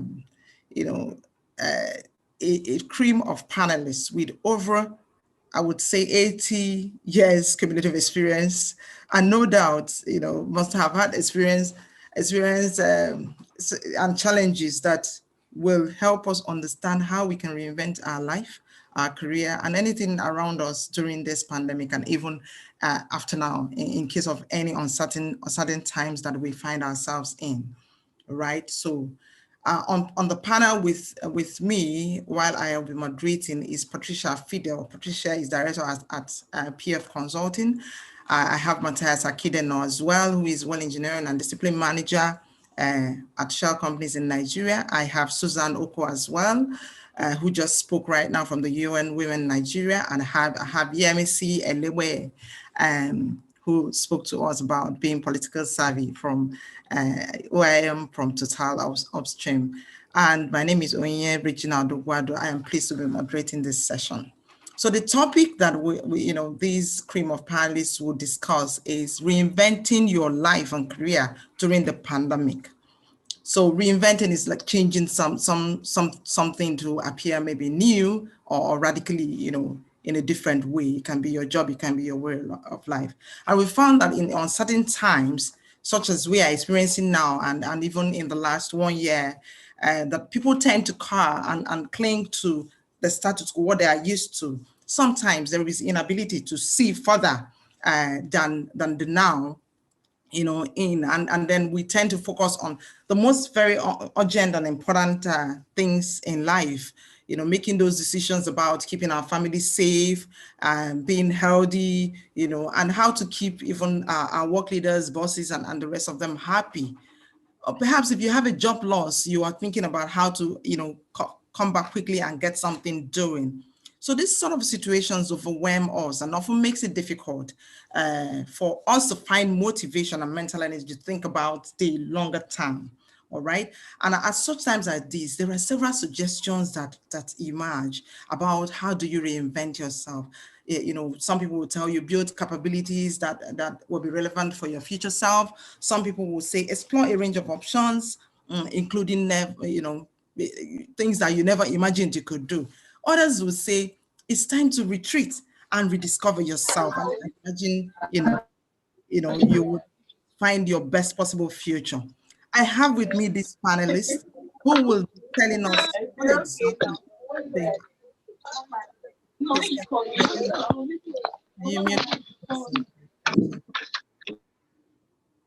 Thank you. So, giving us practical examples, on how they have dealt with uncertainties in the past times and how they are even dealing with it now, and how they think, from all that they know, how we can deal with it. So I will delve right, and we've been hearing women. So I'd like to, call on Matthias to share a 3 to 5 minutes perspective on this very important topic, reinventing your life and career during the pandemic. Matthias, thank you for joining us, and over to you. Thank you so much. Exciting moments. I don't think there is a more exciting time than now. A lot of people see lots of negativity, about COVID, and they want to center everything around COVID. But let me just assure you, COVID will soon and will go away sometimes. If anybody did not intend to reinvent his or herself and is waiting for COVID to use as an excuse, it's not going to happen. Reinventing oneself should be taken as a survival, as a way of life. It should be taken as a way of life. And once you stop changing, once you stop growing, you start dying. Okay, so I want us to first of all stretch the topic a little bit beyond, COVID and see COVID as an opportunity to kickstart all of this. So if you look even straight away from the evolution of man, as it were, to where we are today, evolution of technology to where we are, and even in our own society around about us, you will see that, continuous improvement should be taken as a way of life. So let's not hinge it so much around COVID. It's about resilience. But coming to COVID, because that's the focus we have today, we should realize that a number of things have changed and they will not come back. They will not be the same again. For instance, the way we travel has completely changed. First of all, our travel ethics changed after 9/11, and now it's changed a bit more, with COVID. And we're talking about other aspects of things changing around the travel industry. Okay, so it presents an opportunity, and it also presents, an issue, a necessity that allows people to reinvent themselves. I'll just share a simple example of how somebody exploded in business with this COVID, and coincidentally, it's a lady, and I'm sure a number of us saw the story, on CNN. Her business model was to have restaurants in schools. She puts a small restaurant in schools, a small restaurant in offices, and so on and so forth. And COVID came. When COVID came, the schools shut down, the offices shut down, and she saw her business crumble, and the business model no longer able to sustain, the original intention. What did she do? Then she laid off about 11 staff that she had at the time. Then she thought very deeply, what can I do? And looking at it, she saw the event as an opportunity to leave her status quo, to leave the way she used to think. And what she decided that, okay, she was just going to get a couple of bicycles and a couple of motorbikes and get food delivered to people at home. Okay. Before she knew it, everybody was sitting at home. Everybody was calling her, asking for more things to do. And instead of dying, the business grew. She got more motorbikes, more people. By the time the schools were going to open again, she was now wondering whether she needs to go back to school, because she now had 56 people riding little bikes around the place and delivering, food to each other. So it's essential for us to know that if we want to develop resilience, or we want to improve and grow further, we must continuously, reinvent ourselves. So the way we live has changed, the way we relate has changed, the way we even, work has changed. Recently, people are talking about hybrid offices in the sense that nobody wants to rent a big office again and bring all the staff in. No, they want to use a small office, a couple of tables. If one comes in on Monday, the other one is at home and comes in on Wednesday to work. You have smaller footprint and so on and so forth, and productivity increases. So if you still stick to the fact that you must be on your desk, you cannot work with noise around you, you can't work with children around you as an individual, whether you are male or female, you have just eliminated yourself from the future world. Okay, people are talking about the fact that I don't want to take a career job anymore. I want to work with 5 companies at the same time. Why can't I work 2 days for Share, 3 days for Exxon, and 5 days for Ajib? So I will leave that in the room there to just say, first and foremost, is to challenge the status quo, and that has to be a way of life, not necessarily by COVID. So COVID is an opportunity for us to further challenge. I will stop there for now. Thank you, Matthias, for that insight. I will then pitch in and I'll have Patricia to also give insight on this topic. Patricia, over to you. Thank you, Niye. And I couldn't be more. First of all, thank you very much for this invitation to participate in your event. For me, is really a honor to be here and listening such a wonderful people and insights. I couldn't agree more with Matthias in this. idea that reinventing because of COVID is one more reinvention in life. Um, and it brought many trouble for many people, but afterwards, everybody started taking advantage of some new opportunities. If we talk about reinvention, and this is something that people in their career know, um, I'm a mechanical engineer, for instance. I was supposed to be all my life in automotive industries or metallurgical, but I was bored and said, I don't like this. So I just said, okay, let's learn something else. And I wanted to be in the oil and gas industry because, particularly, I was born in an oil country like Venezuela. And I've been living there my childhood. My father was also an oiler, and I just went to back to school and got this new title of production engineer. So I got into production, and it was great.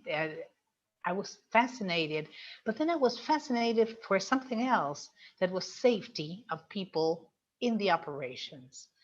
And so I moved to another place. And I think many of us in our industries are, we grow and we change and we find different pathways to be reinvented because we are making choices all the time. Now, as Matthias said, coming back to COVID, COVID was unthinkable. I mean, I work in risks. And many times, the only time that I talked and I saw somebody thinking about pandemic or epidemic um, situations were in ships, in platforms, but never in the oil field. Nobody thought of that in the oil field, but closed places would think of that. Now, never. That's what why is unthinkable. Such a global thing and such a long global episode. So now we are here. And what happened with all of our jobs changed. Everything changed. So we were like 1 or 2 months shocked, thinking, okay, we have to do something. We need new tools. We are here now, or I am here in Argentina, and it's about 3 p.m. And I'm talking with you in Nigeria. You're almost about to have dinner. And these things created opportunities, these tools, these new tools for communicating between all the people. Now, as the previous panelist said, we all get new opportunities. My work was all presential, and now it's not, but I have virtual tools, and we are using them in terms of what the new situation is. Never again a training course can be 2, 3, or 5 day courses. Not even one. We have to take kind of a time span in the life of a person that's not so um, incredibly. It takes a lot of effort to be all day long with earphones and paying attention to the computer. So trainings are modulars. We have a module one day, another module another day, and we can be there 1 hour or half an hour. The attention of people can be short, and it's shorter than before. But to make a conclusion on all this, I also think that opportunities come from changes. And if we know that many things are not going to be as they were before, we can make them better. And I'm sure of that because that's the genius of a human being. We are clever people that work out wonderful solutions, even in the worst situations. And I think that is the chance of this shock of the pandemic situation that we are living. We are still living. Well, and that's what I have to say about reinventing. All right, Patricia, thank you very much. And I can see that there is a close connection between what Matthias said and what you said, and both of you have agreed that this is a time to leverage the season to take advantage of opportunities, right? And I'll come to you, Yemisi, right now. And I see that from what I have said, right now, a lot of what is happening around this pandemic is causing people to pivot their careers, right? And many people are rethinking career choices. They are reevaluating what options, what are those things that really mean something for me and for people around me, and how does it impact society? What, Yemisi, in your view, is the best approach to harness these opportunities without really making grave mistakes that can cause regrets? Yemisi, your view. All right. Yeah, thank you once again, Oye. What can be done? Honestly, first, I would say that during this period, when we have new normal, we must recognize that we need help along the way. For career women, or for those in career, I think they've talked about businesses and entrepreneurs. We realize that career is a long time. And you must recognize that you need help along the way. So in this pandemic, you need to identify, you need to be objective with yourself. Identify those that can help you navigate life and navigate your career. And whether we like it or not, for each individual of this period, the issue of faith comes in. Whatever it is, your different faith, and however you can find some inner strength, it is important, okay? And on top of what other people have said also, I would say to challenge yourself. I said something like that in what I was saying, your comfort zone, right? Comfort zone. And then in identifying that you need help and identifying people that can help you navigate life, navigate your career, you also need to build some skills. This is centered around challenging your comfort zone. If you need to learn some things in order to move or change during this pandemic, then you need to believe in yourself, because you have issues on energy transition, innovation and technology, online businesses, opportunities, ITs. So these are areas. Energy is big, right? Digitalization, innovation and technology. And these are areas that we can leverage on. And like I said, you need to identify those that can help you along the way. That is important. And those that can navigate life with you. And issue of faith is important. Thank you. Thank you very much. Thank you, Yemisi. So I'll come to you, Susan. So Yemisi had talked about identifying the areas where we can pull on. And you have said that women should be right front and center in this. Susan, the UN have been doing some work, but more than ever before, we say there are opportunities at this time. What are those opportunities that the UN women or the UN as a whole have put out there that myself and all other people on this call can leverage, either in impacting society or in building leadership skills, or in reinventing ourselves, perhaps working with rural women, having access to those data and tools to learn and work and give back to society, so that after this pandemic, some of the people in this call can leverage and come and pitch to work for the UN Women or any other place, and also take those things to become leaders in their own rights. What is the UN Women doing? Okay, that's a very loaded question. Thank you. And there are two perspectives that I will approach it from. I will approach it from a personal perspective. That's my perspective. And then I'll speak for some of what we're doing in the country office. It's interesting that, we talk about the pandemic. And when I think back to when it started about this time last year, there were a lot of uncertainties. Certainly, there's no blueprints. Nobody envisaged that things would escalate to this point. And I'd always nursed the personal agenda to transition and work within the development sector. At the time, I was working, still working with women, but working in core private sector. I'd always had my eyes on certain places, IFC, UN, and so on and so forth. But, it was in the pandemic that I actually transitioned from what I was doing to work with the UN, with the private sector.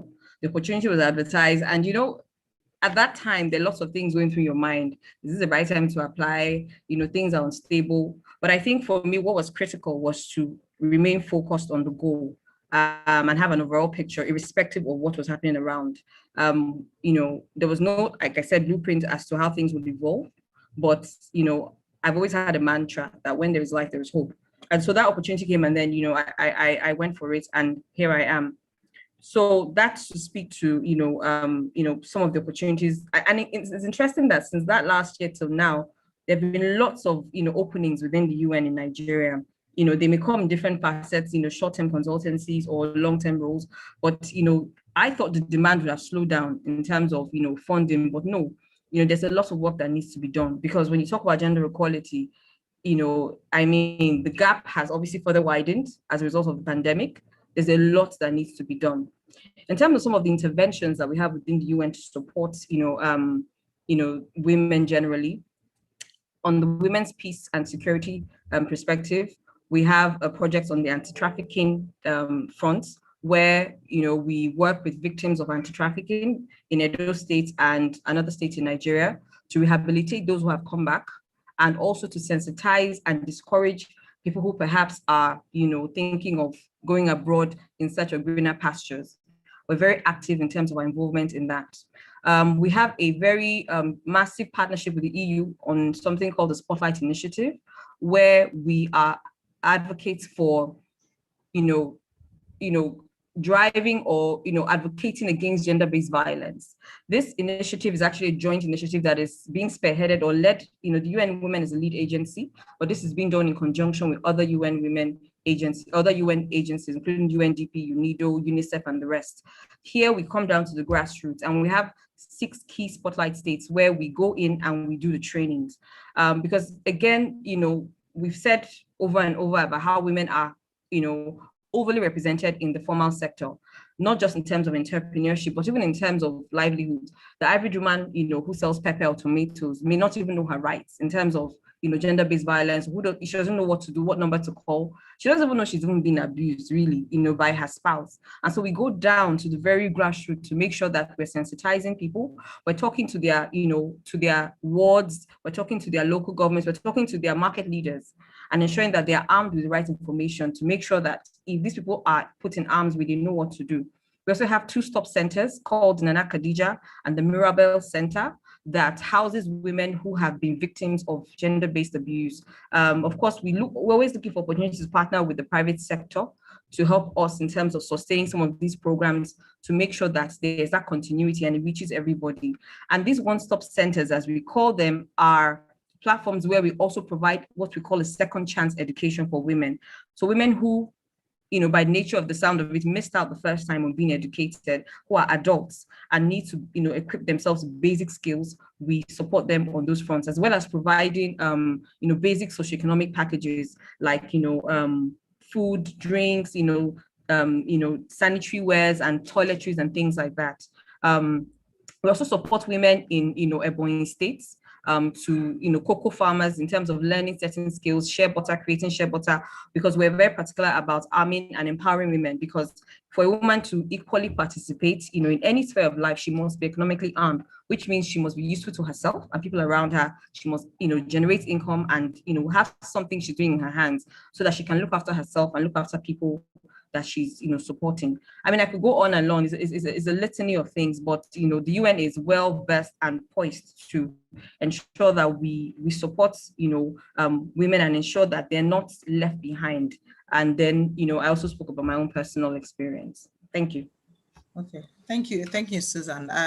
Before we go, I'd like you to drop in the chat box what people can do to volunteer to the UN. I know that we'll always go to the UNV and get a rooster number and all that, but it's a very long queue there, So what can people in this room do to volunteer at the grassroots and begin to join in that work? Thank you very much. And before we go to question and answer, I'd like Matthias to just pitch in here to just say something around this season, how COVID-19 has leveled, maybe not completely leveled, but has, brought that opportunity that women can pivot. And what are the areas you think, beyond the example you shared, that women in the workplace can pivot? What have you not been doing well? What should we start doing well now that we can leverage and quickly, make progress on? Thank you, Matthias, as you pitch in there.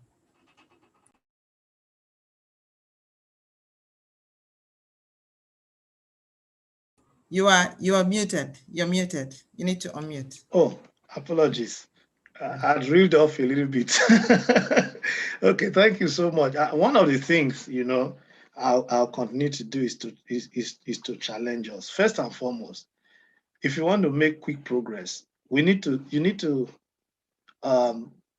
if an individual wants to make progress, he needs to see himself outside himself. And I believe that, I mean, being the only man in the panel is, you can take advantage of seeing yourselves as ladies from the eyes of a man. Okay, there's too much ado about being a woman. I want that to sink in, too much. If you see yourself outside yourself, you want to enter a man's world, you have to literally be a man, okay? Let's put it this way. If you show me your friends, I will tell you who you are.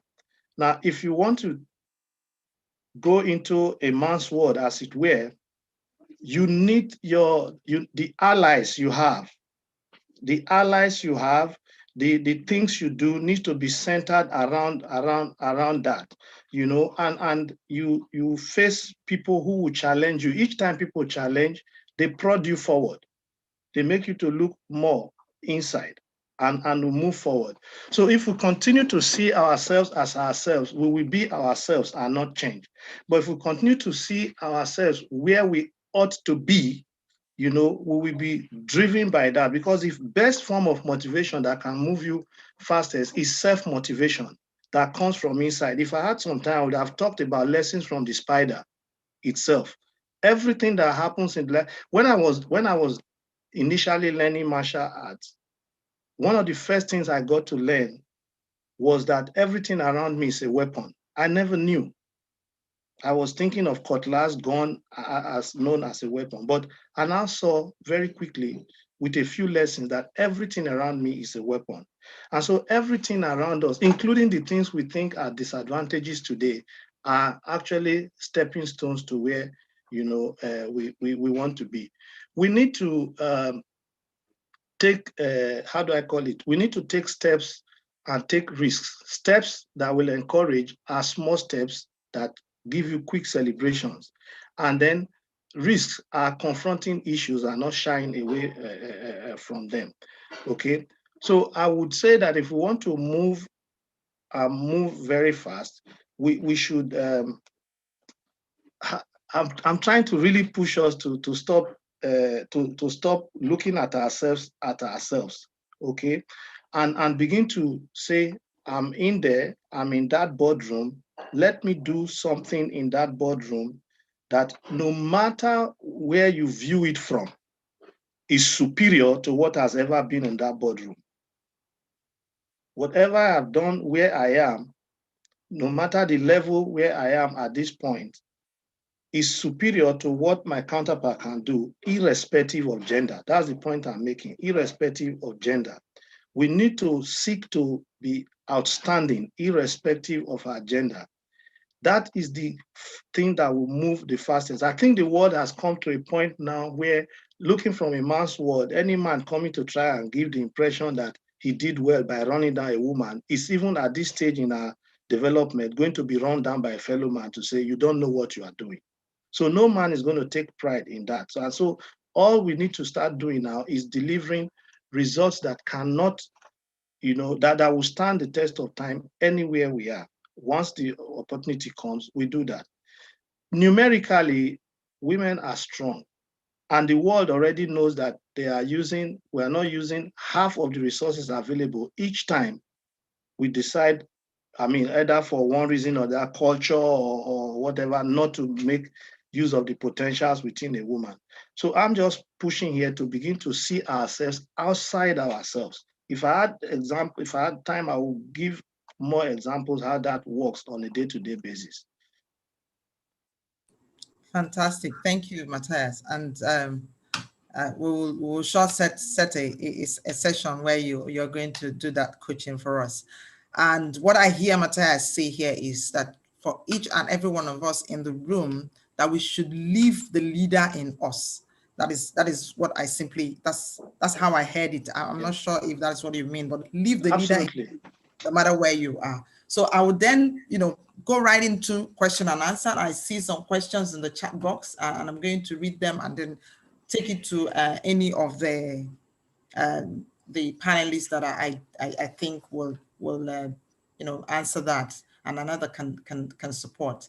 So the first question I see here is from Hilary, and he's saying, how does cultural awareness create leadership development for women growth? How does cultural awareness create leadership development for women growth? Yemisi, I would like you to answer this so you will understand how culture, impedes us. And so how does that awareness create leadership development for women growth? If you're still there. Yeah, I'm here. Thank you. I think that question, I just had a quick reminder on Ibukun's presentation, on where we're coming from. And the cultural aspect of it, talking about the women innate abilities, multi-skills, for example.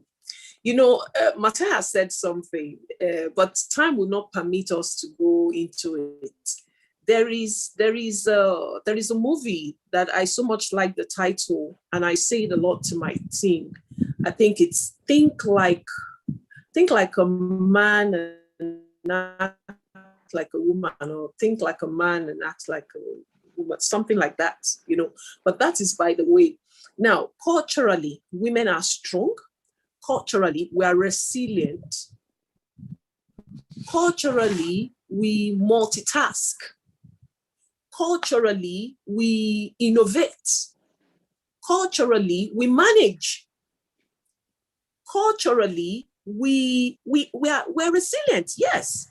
And so when you look at it, it's just that we're not bringing this out yet in the workplace. And I think it has to just do with maybe some self-imposed, like I said, bias, or what we've been made to believe, or on the part of a larger part of ladies, when you are out there, when you have competition, when you have men, you tend to have this, as it were, imposter syndrome. So if we go back now, we look back at our cultural, natural abilities, and all we are saying is just about it. We just need to sharpen it, we need to harness it, and we need to be bold about it. Yes, that's what I would say to that question. Fantastic. Ibuku, do you want to share perspective there also? It came right after your presentation, so I would think the person, Hillary, may want to hear your perspective. Are you still there? Okay, maybe we've lost her. So I will find, you know, another question here. So give me a minute to find the cues. So while I am, okay, so yes, there's a question here. Thanks, Yemi. Yemi, see you're sure. If I may ask, you say who sets the rule for the men? Okay, the question here is, say the younger women should be consciously brought to the awareness that their destiny is in their hands and they don't need any man of society to set rules of behavior or engagement. If I may ask, who sets the rule for the men? So, yeah, so that was a direct question. You know, you said there are rules and other, but The as the men, men set the rules, yeah. the men set the rules for the men. Yes. You recall again, and I take it also from Ibukun's presentation, because Ibukun took us to the beginning, all right? And it's okay now, because in this age, we seem to be talking about women a lot, and then it's even in the SDG goals, and we seem to be making a lot of noise about it. Yes, because of where we're coming from. So if you look at it in the last 10 years, 15 years, it's not bad. So we're coming up. But beyond that, the rules from the beginning were set by the men. And that's where we come about this breaking the glass ceiling, allowing women. You recall, traditionally, the role of the women, and which the women have been made to believe over the years. If you look at some countries, the restriction placed on women, driving, some jobs that they have to do.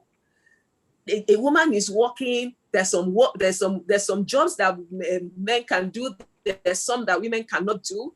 Do you know, even in some climates, for young female engineers now, some of them, when they get into the workplace, they really cannot find who to look up to, a woman to look up to. They don't find role models. They don't really find mentors, okay? And they find it difficult. So at some point, they just, along the way, they move to another department. So these rules, we may not see it now. It may appear that it's not here, but these rules were originally set by men. And it's changing now. I mean, I'm not, you know, in my presentation, I said something about carrying men, along.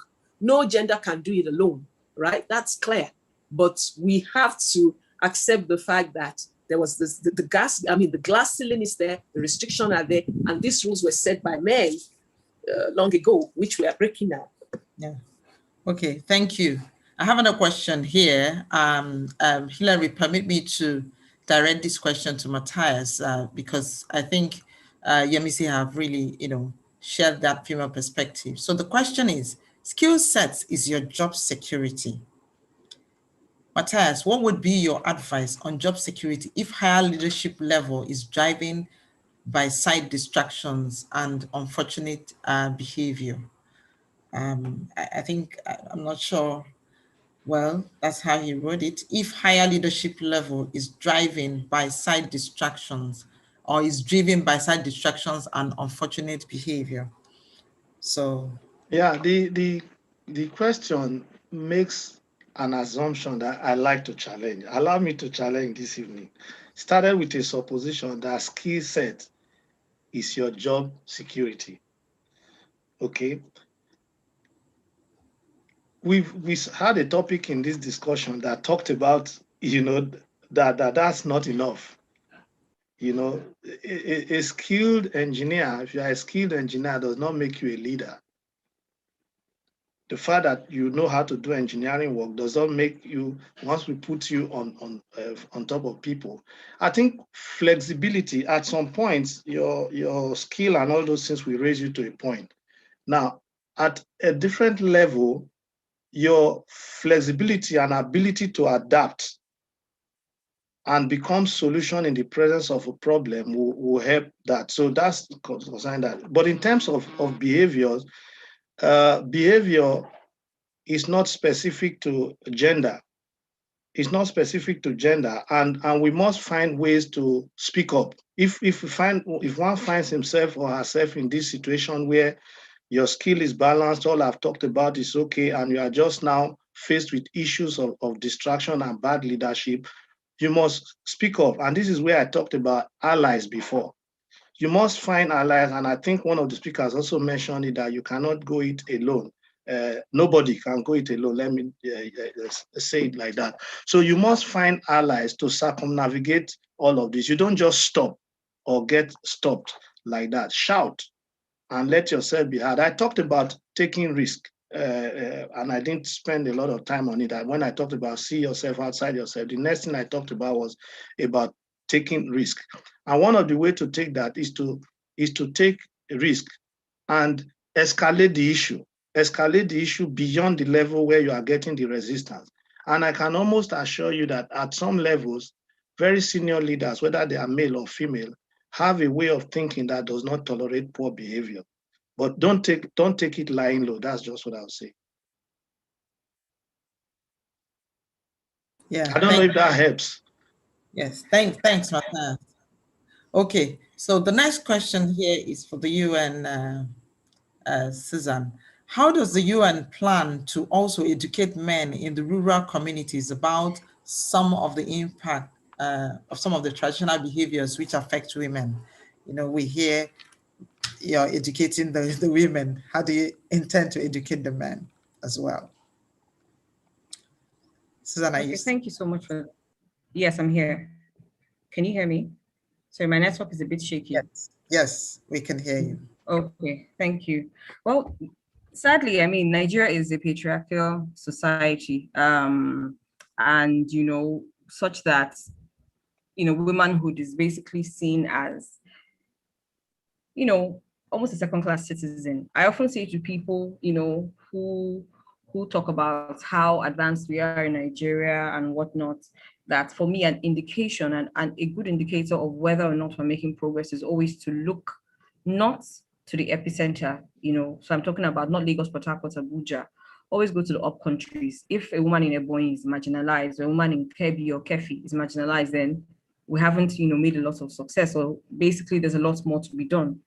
And so, for this to be done, to be honest, we need champions, because this message of advocacy and gender equality cannot be won just by merely speaking at the top. For it to cascade down, we need champions. And so for that, one of the things that the UN has actively championed is the he for she platform. This is basically, where we have an advocacy to call on men and women across the country to champion the causes of gender equality and advance women's rights. So in Nigeria, this was launched in 2017, and it's been replicated across states in Nigeria. I mean, it was launched at a national level, then it's now a case of states, officially onboarding this initiative and actually, committing to driving it. So to answer the question, it's one of our strongest advocacy tools, because in the states that, for example, let's say Cross River states that, signed up to the he for she, we then obviously get the highest person, of authority, which is the governor, to publicly show alliance and allegiance to it. And then it cascades down, and we go all the way down to the, to the grassroots, from the local government to the wards. And we look for and identify the leaders in those areas and sensitize them on the importance of, some of their cultural practices and beliefs and how these impact on women, some of these harmful practices such as female genital mutilation, force feeding of women, early marriage, and some of all these taboos, and help them to understand the ills of this and how it can affect women. So again, we can only keep advocating, we can only keep, pushing for some of these policies to be adopted at state level by looking for male champions that will be the voices of what the UN is trying to achieve. Fantastic. Thank you. I just have the last question. We ran out of time, but I would like to take this. The question here says, for Matthias, do you think the issue of gender equality is a men's issue? What can be done, or rather I will paraphrase, what more can be done to bring men into the equation of gender equality or inequality concerns? Okay, this is one area that I had the opportunity of talking about and being involved in the European Institute for Gender Equality. Okay, and it was specifically addressed that the issue of gender equality is no longer a women's issue or a men's issue. It's actually both. Okay, it involves men and women, and more, it's just that historically it looked like it was a women's issue, that it's only the women that have things to benefit, with gender equality. But more and more, it's becoming clear that even men, have male specific issues, and they have things to benefit. I mean, and as we discussed it at that time, we realized that things around life expectancy were issues around with men, educational levels, and so on and so forth were things with men. But to answer you, it's not a one gender issue anymore, male or female. It's a joint issue, and the way to go about it, as we arrived in that meeting and discussion, was continuous engagement and continuous awareness. Continuous awareness, ensure that the issue is on the table all the time. Every opportunity it needs to be on the table, everybody gets better off with the awareness. So awareness on the table all the time, continuous engagement of both sexes. Right, thank you very much. We come to the end of the panel session, and I want to say thank you to yourself, Matthias, to Yemisi, to Suzanne, to Patricia, who have left us for another meeting, and also to Ibuku for striking this, leading this conversation, starting it very well, and you have been awesome, all of you. Thank you so much for your time. Thank you for joining us. At this point, I will hand over to Emma Bong for the photo challenge result. Thank you very much. Thank you so much. Oh, hello. Okay, I was going to add something, but I think we moved on from this session. So, okay, yes. my next is in and out. Okay, I just wanted to just quickly, just one last remark, we talk about gender equality, but I think really the right term is gender equity. What we're really advocating for is not to, stand shoulder to shoulder or to sort of play the role of men or to say we want to become men. No, we're saying that, women really should have a seat at the table and just be given what is due them. Because in actual fact, there's certain places you look at, where you're looking at land right issues, a woman wants to, empower herself economically and has been maybe bequeathed the land. She can't even access that because she's a woman. She must talk to her male, somebody in the family as a man that must speak on her behalf. I think if you look at it just on the surface, it's a little bit, it sounds a little bit off. So I think what we want to leave here with is not to say that we want to become men or we're trying to take the role of men. No, what we're asking for is, give to women what is due them. And then lastly, in terms of, what we need to do to see that change. The truth is what is not measured will not get done. If we keep talking about it and we don't put those indicators that we want to achieve, then it's always be one of those conversations we keep having over and over again. So this cuts across all the actors. From the private sector side, you must have your targets, your indicators. For example, how much representation do you want at board level? How much representation do you want at middle management level, and cascading downwards? And then talking about women's participation in politics. If we have this combined mindset, then I think we can then measure the progress we've made rather than repeating this conversation as though we're sounding like broken records. I just wanted to just leave that as we close. Thank you. Thank you, Susan. Thank you, Emma. Over to you. Yeah. Thank you, Ian. And I stand on all that has been said before my coming here to the table. We should keep engaging. And then I pick on the very words of Mr. Matthias and Onyinye, leave the leader that you are. Okay, let's go on to the contest.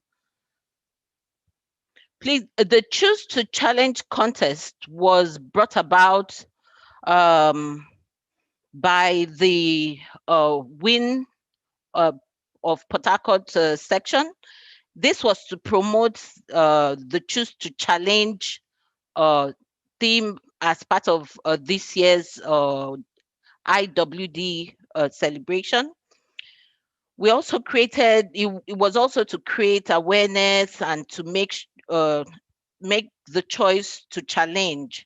We are challenging gender balance, stereotyping, and also to empower, because we make an impact when we choose to challenge, and a challenged wall is an improved wall. So let's go ahead right into, I'll be sharing my screen at this point.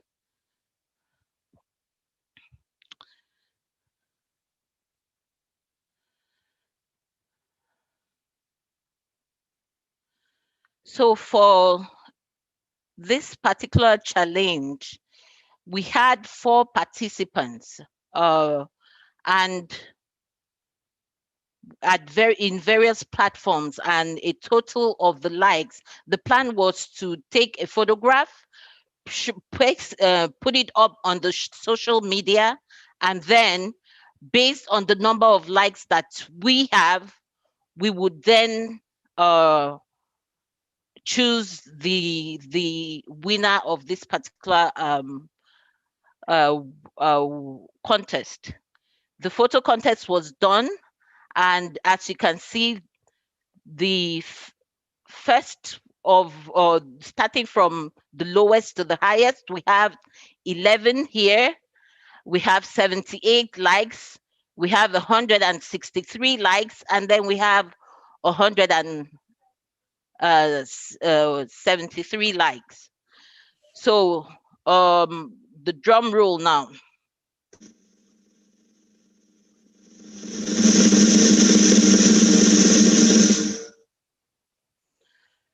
So we have Daniel. Mr. Daniel is our winner. Mr. Daniel is a winner of this year's photo contest, and this was we will have a winning prize for him. We have a cash prize of 10,000 naira, and this will be issued to him. He needs to go to the SPE house in Transamadi Gardens to pick up this prize. So thanks very much to all the participants. There were a few of them, but it's a good thing that people were able to be a part of this challenge. So over to Ella at this point in time. Ella. Yes, thanks, Imabong, and Okay. congratulations, Daniel, and to all our other participants. Thank you for being part of the Choose to Challenge contest. Thanks. So we'll continue with our program. We're at the tail end of it. Thanks again to everyone for staying through up till this point in time. I hope that we're taking home a lot. There's been a lot that has been shared, so I hope that there's something that we can begin to put back into our daily life and begin to challenge situations and also look for opportunities to bring other women and draw other women into leadership positions. So we'll go to the vote of thanks now from by Mrs. Shola Robinson. Shola, please go ahead with your vote of thanks.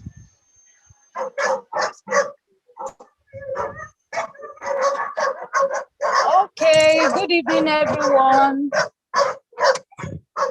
Wow, wow, wow, wow, what a fantastic night.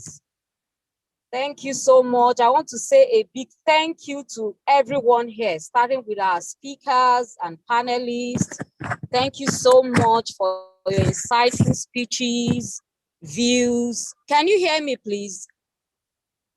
Yes, we can. We can. Okay. Thank you so much for your insightful speeches, your views, your perspectives. You gave out almost 3 hours of your time. That's a very big one for us. Thank you so much. Ibukomololu, Yemisi Elegbeleye. I think I'm the only one that have pronounced your surname right tonight. Suzanne Oko, Matthias Akidenov, Patricia Fidel, and our moderator, Oyiye Reginald Uguadu. Thank you so much. We appreciate all of you. I also want to appreciate the women that put this event together, the women in Energy Committee of SP Section 103 Port-Harcourt. We have Ella Muzan, she's the event program lead. Imalbong Basi, the secretary. Marianne Augustine, publicity social media lead. Ifeyiwa Judofia, she's our professional members coordinator. Sophia Onoha, young professionals coordinator. Dr. Zetim Jimmy, students coordinator. And last but definitely not the least, Onye Reginald Uguadu, our advisor. You need to work with these ladies to understand their value. They are smart, they are beautiful, they are energetic. You can see from their pictures, they are beautiful ladies. Section chair said it earlier in his welcome speech that we have brilliant women in section 103. And to our dear council chair, Adebola Bada, we appreciate your continual support. Thank you so much. Section 103 board members, thanks for backing us up all the time. We appreciate you. And to our indefatigable admin, Simeon, we appreciate your work. Thank you. And to everyone that took out time, data, power to attend this event, thank you so much. Thank you, everyone. We love you. Thank you.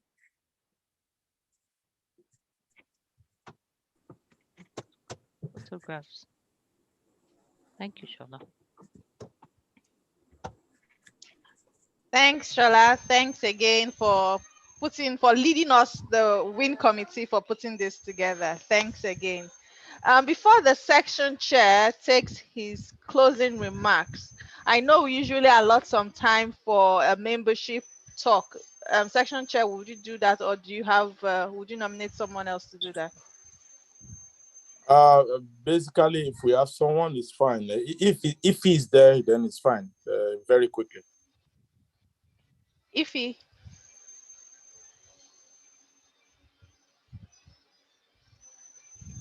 are you there?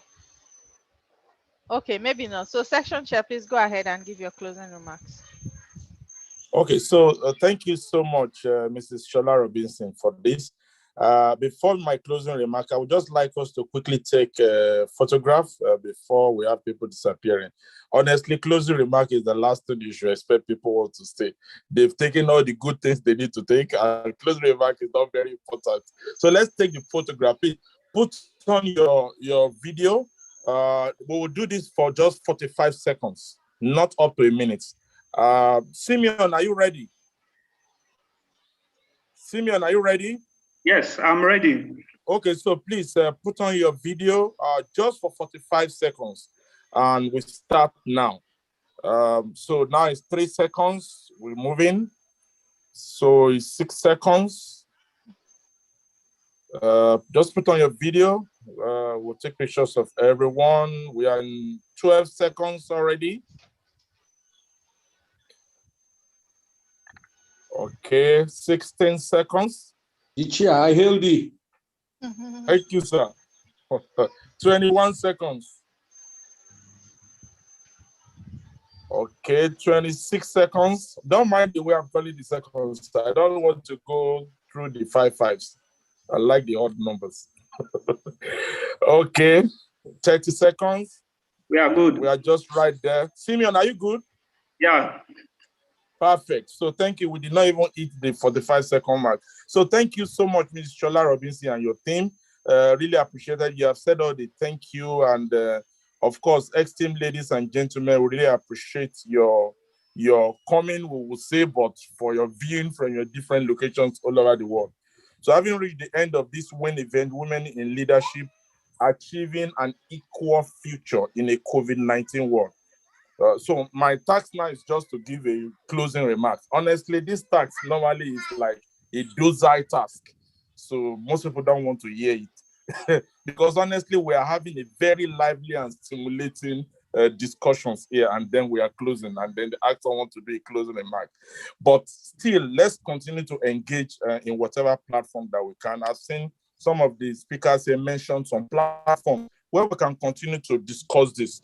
Please, let's make use of these kinds of platforms, and let's continue to discuss, and let's continue to put in actions, in fact, to continue to ensure these things are done, are real, and not just hypotheses.